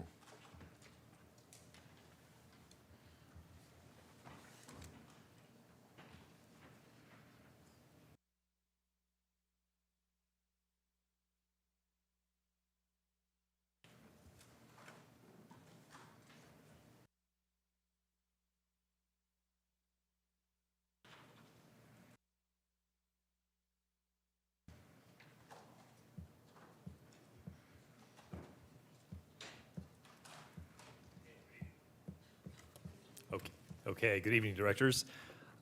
Here with an informational item on the BART Silicon Valley Phase 2 Extension Program. I'm Tom McGuire, the Chief Mega Projects Officer, and I'm joined by Erica Rokes, our Acting External Affairs Director, and Sarah Wilson, our Construction Director. So I'm going to cover a few items today, including our cost savings efforts, what we're doing to finally close the cost gap between what we receive from the federal government and what our overall project cost is.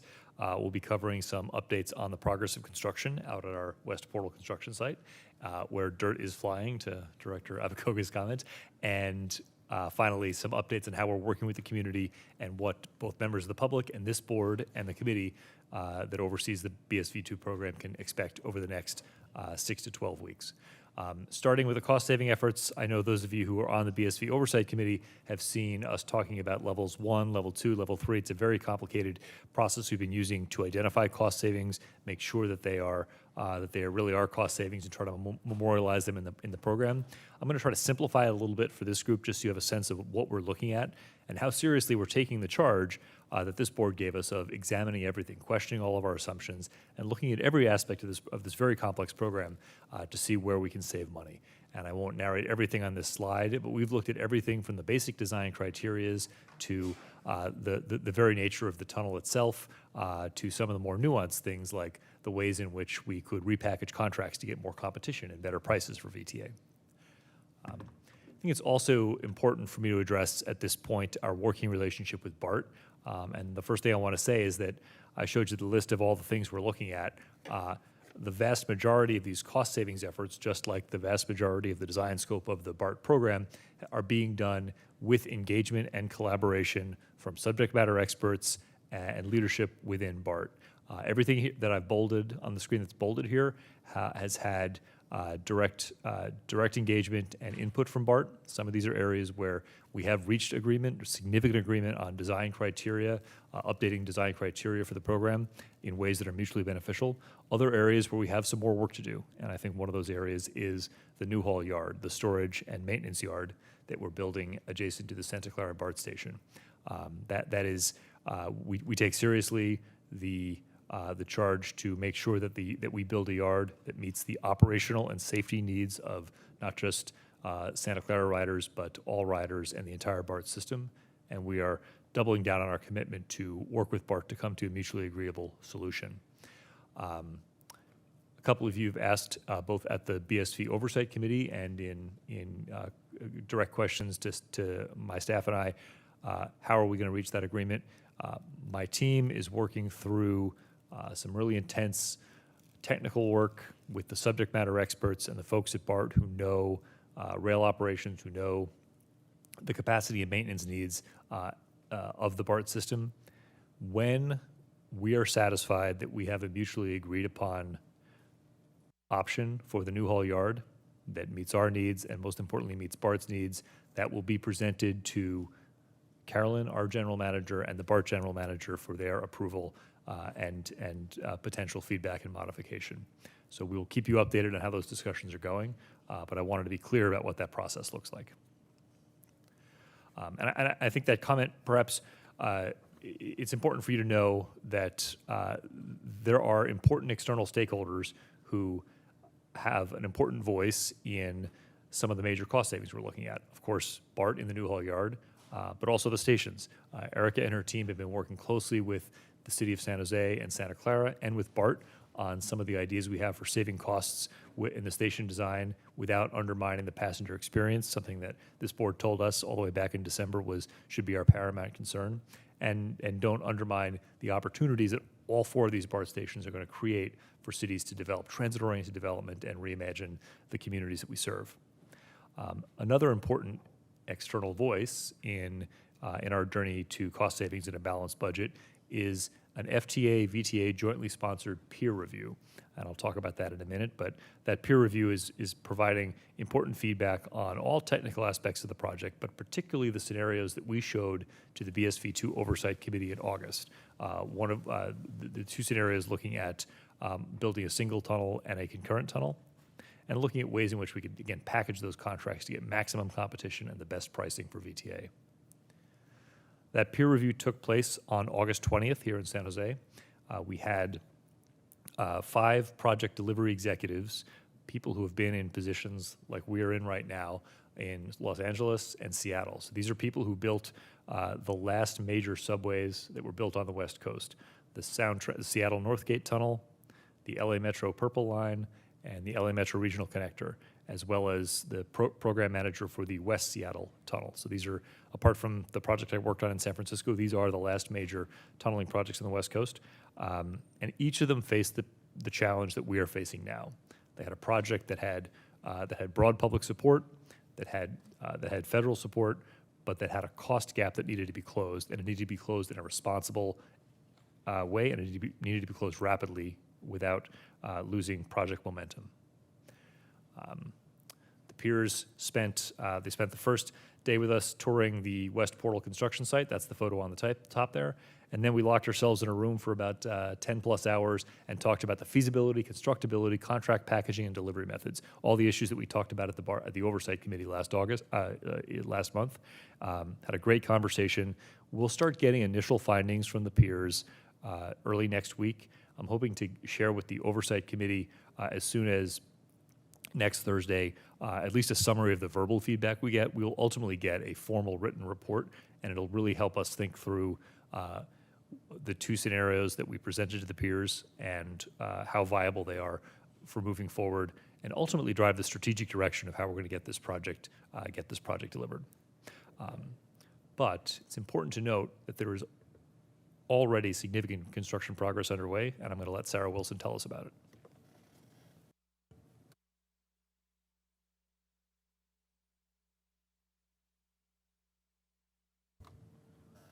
How about now? Okay, thanks. We let area residents and stakeholders and our city partners know that work in the city of San Jose would begin to be 24 hours on an as-needed basis beginning August 26th. This change is incredibly helpful for operational efficiencies is what we're calling it. It's really, really critical to keep the work moving.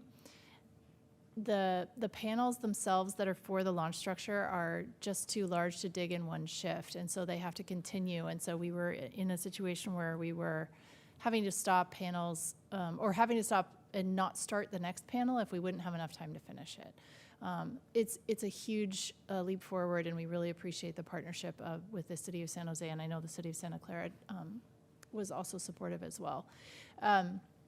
This is also a really important thing for this change is also really important for just maintaining structural stability. Once a panel is excavated, what needs to happen is reinforcing needs to go in, and an exchange of the basically drilling fluid that's in the panel to keep it open needs to be made with cast-in-place concrete to turn it into a structural wall. If that doesn't happen soon enough, we actually just have to backfill the panel and start again. So it's really, really important for both excavation stability, wall construction, progress, and it's just been already made a difference.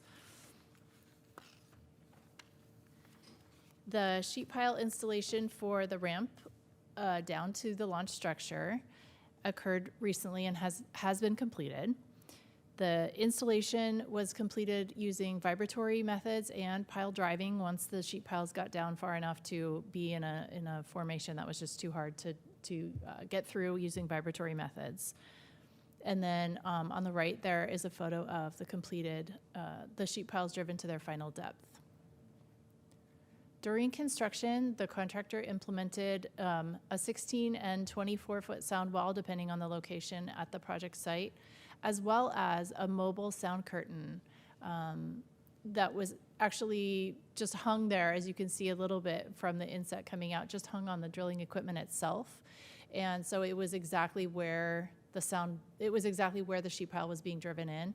And we got really positive feedback from the community about this. It was quite effective. All of these measures together are keeping all the noise generated by the construction below project limits. And as I said, this activity's now been completed. Couple more project photos.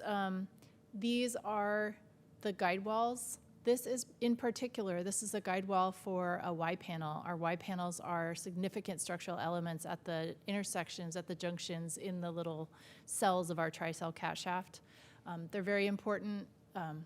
The guide walls actually are just there in the near surface. You can see that the workers in the excavation that are installing rebar aren't really standing very far below the ground.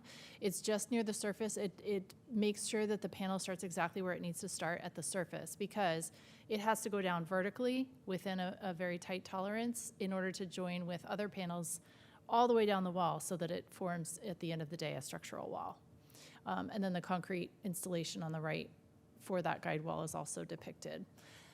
Then we get to the slightly more impressive photos from the last weeks. The rebar cage on the left is one panel worth of rebar being hung and ready to install in a panel prior to the installation of concrete. The rebar cages for our Y panels are going to be even more impressive than that. And so because they're so significant, they're over 300,000 pounds each. Yeah, I'll just stop it because they're so significant and important, and they need to be installed in one shot. The contractor has devised this tripping frame on the right. It's essentially a truss structure. It looks a bit like a bridge, and it's used to help the cage get up vertically without modification or damage or creating any sort of safety hazard. This is our 11,000-ton crane lifting the tripping frame in a successful test last week, and the first Y panel is being excavated now. Erica.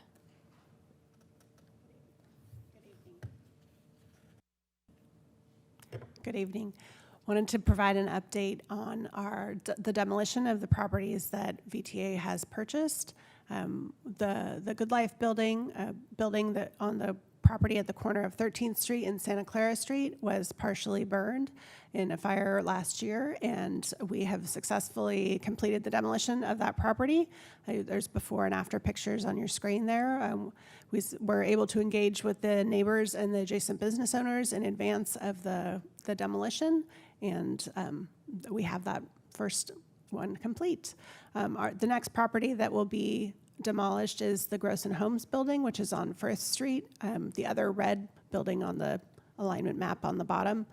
And demolition is anticipated to begin in November. The two other buildings that VTA owns, the purple buildings that are facing Santa Clara Street, will still stay in place and have been beautified by the Downtown Association to be vibrant through all of our high-profile events the next year.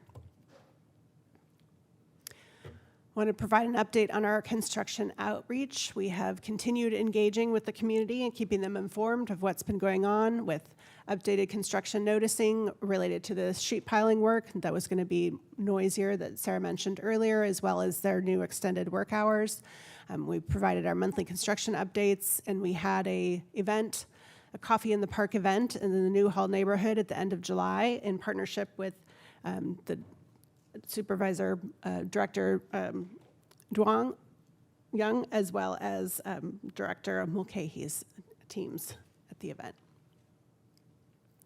We have been engaging on many fronts, continuing our engagement with the City of San Jose and Santa Clara, as well as hosted an interim community working group meeting with all of our community working group members to bring them along in all of these exciting advancements and changes we've had in the project.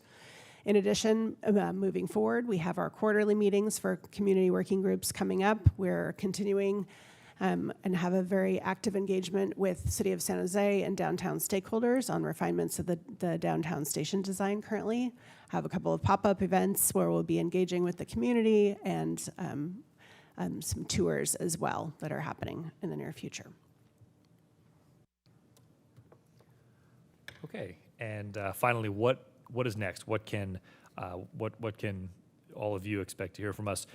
We will wrap up our conversations with our FTA peers, get their findings, and allow them to ask any final questions before they issue the written report. That'll happen shortly. On September 11th, we have our next BSV2 Oversight Committee, and at that meeting, we're going to, first of all, present the twin bore analysis that we didn't have time to get to last time. We'll make sure we get that first on the agenda, and that'll be followed by a report out on the peer review findings and a much more detailed version of this presentation, getting into our continued progress on cost savings and moving forward scenarios. As Eric has already talked about, the community working group meetings, those, as per our commitment, will take place before the next committee meeting. But by October 9th, we want to be bringing you, we'll have the written report from the peer review, so you'll have a copy of that to read, and then we'll dissect the findings and talk about their implications for the project.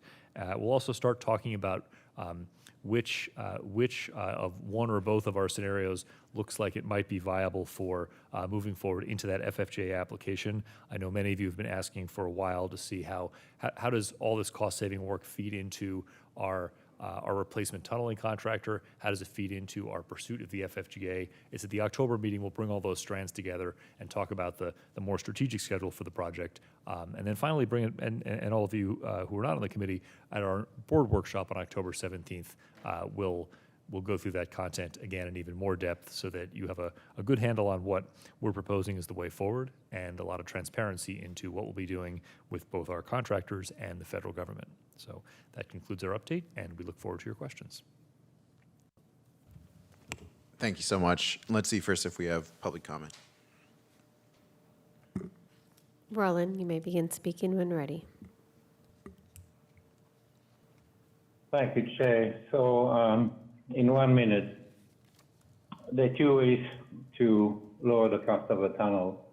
You can either reduce the tunnel diameter, or something that is not being discussed is to reduce the length of the tunnel. There have been multiple discussions in the Oversight Committee to achieve some kind of something with independent utility we can deliver now, especially the 28th Street station. Staff have done absolutely nothing about it. They essentially ignored the committee. There have also been suggestions to really revisit if we really have to be doing Santa Clara and the rail yard in this phase. The only response has been to increase the activity of the portal to 24/7. The cost is staggering. CP2 phase 1, which is $235 million, is $801. That concludes public comment, Chair. Thank you so much. Bring it back to the board for any comments or questions or discussion. No, not seeing any. Tom and Sarah, Erica, your team, I do want to say some really big updates here, including on the construction and the FTA review, which I know has been long awaited and is exciting. Looking forward to seeing the conclusion of that as well as those findings coming up. But I just want to express my appreciation for all the work that you're doing. I know it's many long hours on this project and really working, putting in 110% for to get to where we need on this project. So thank you very much. Appreciate that. Thank you. Thank you. And with that, I think that wraps us up. And this is an information item. For 9.1, items of concern and referral to administration. Any referrals from my colleagues? no referrals today. Do you have any, 9.2, do you have any announcements from any colleagues? If not, then our meeting is adjourned. Thank you all so much. Thank you. I will be ending the meeting for all.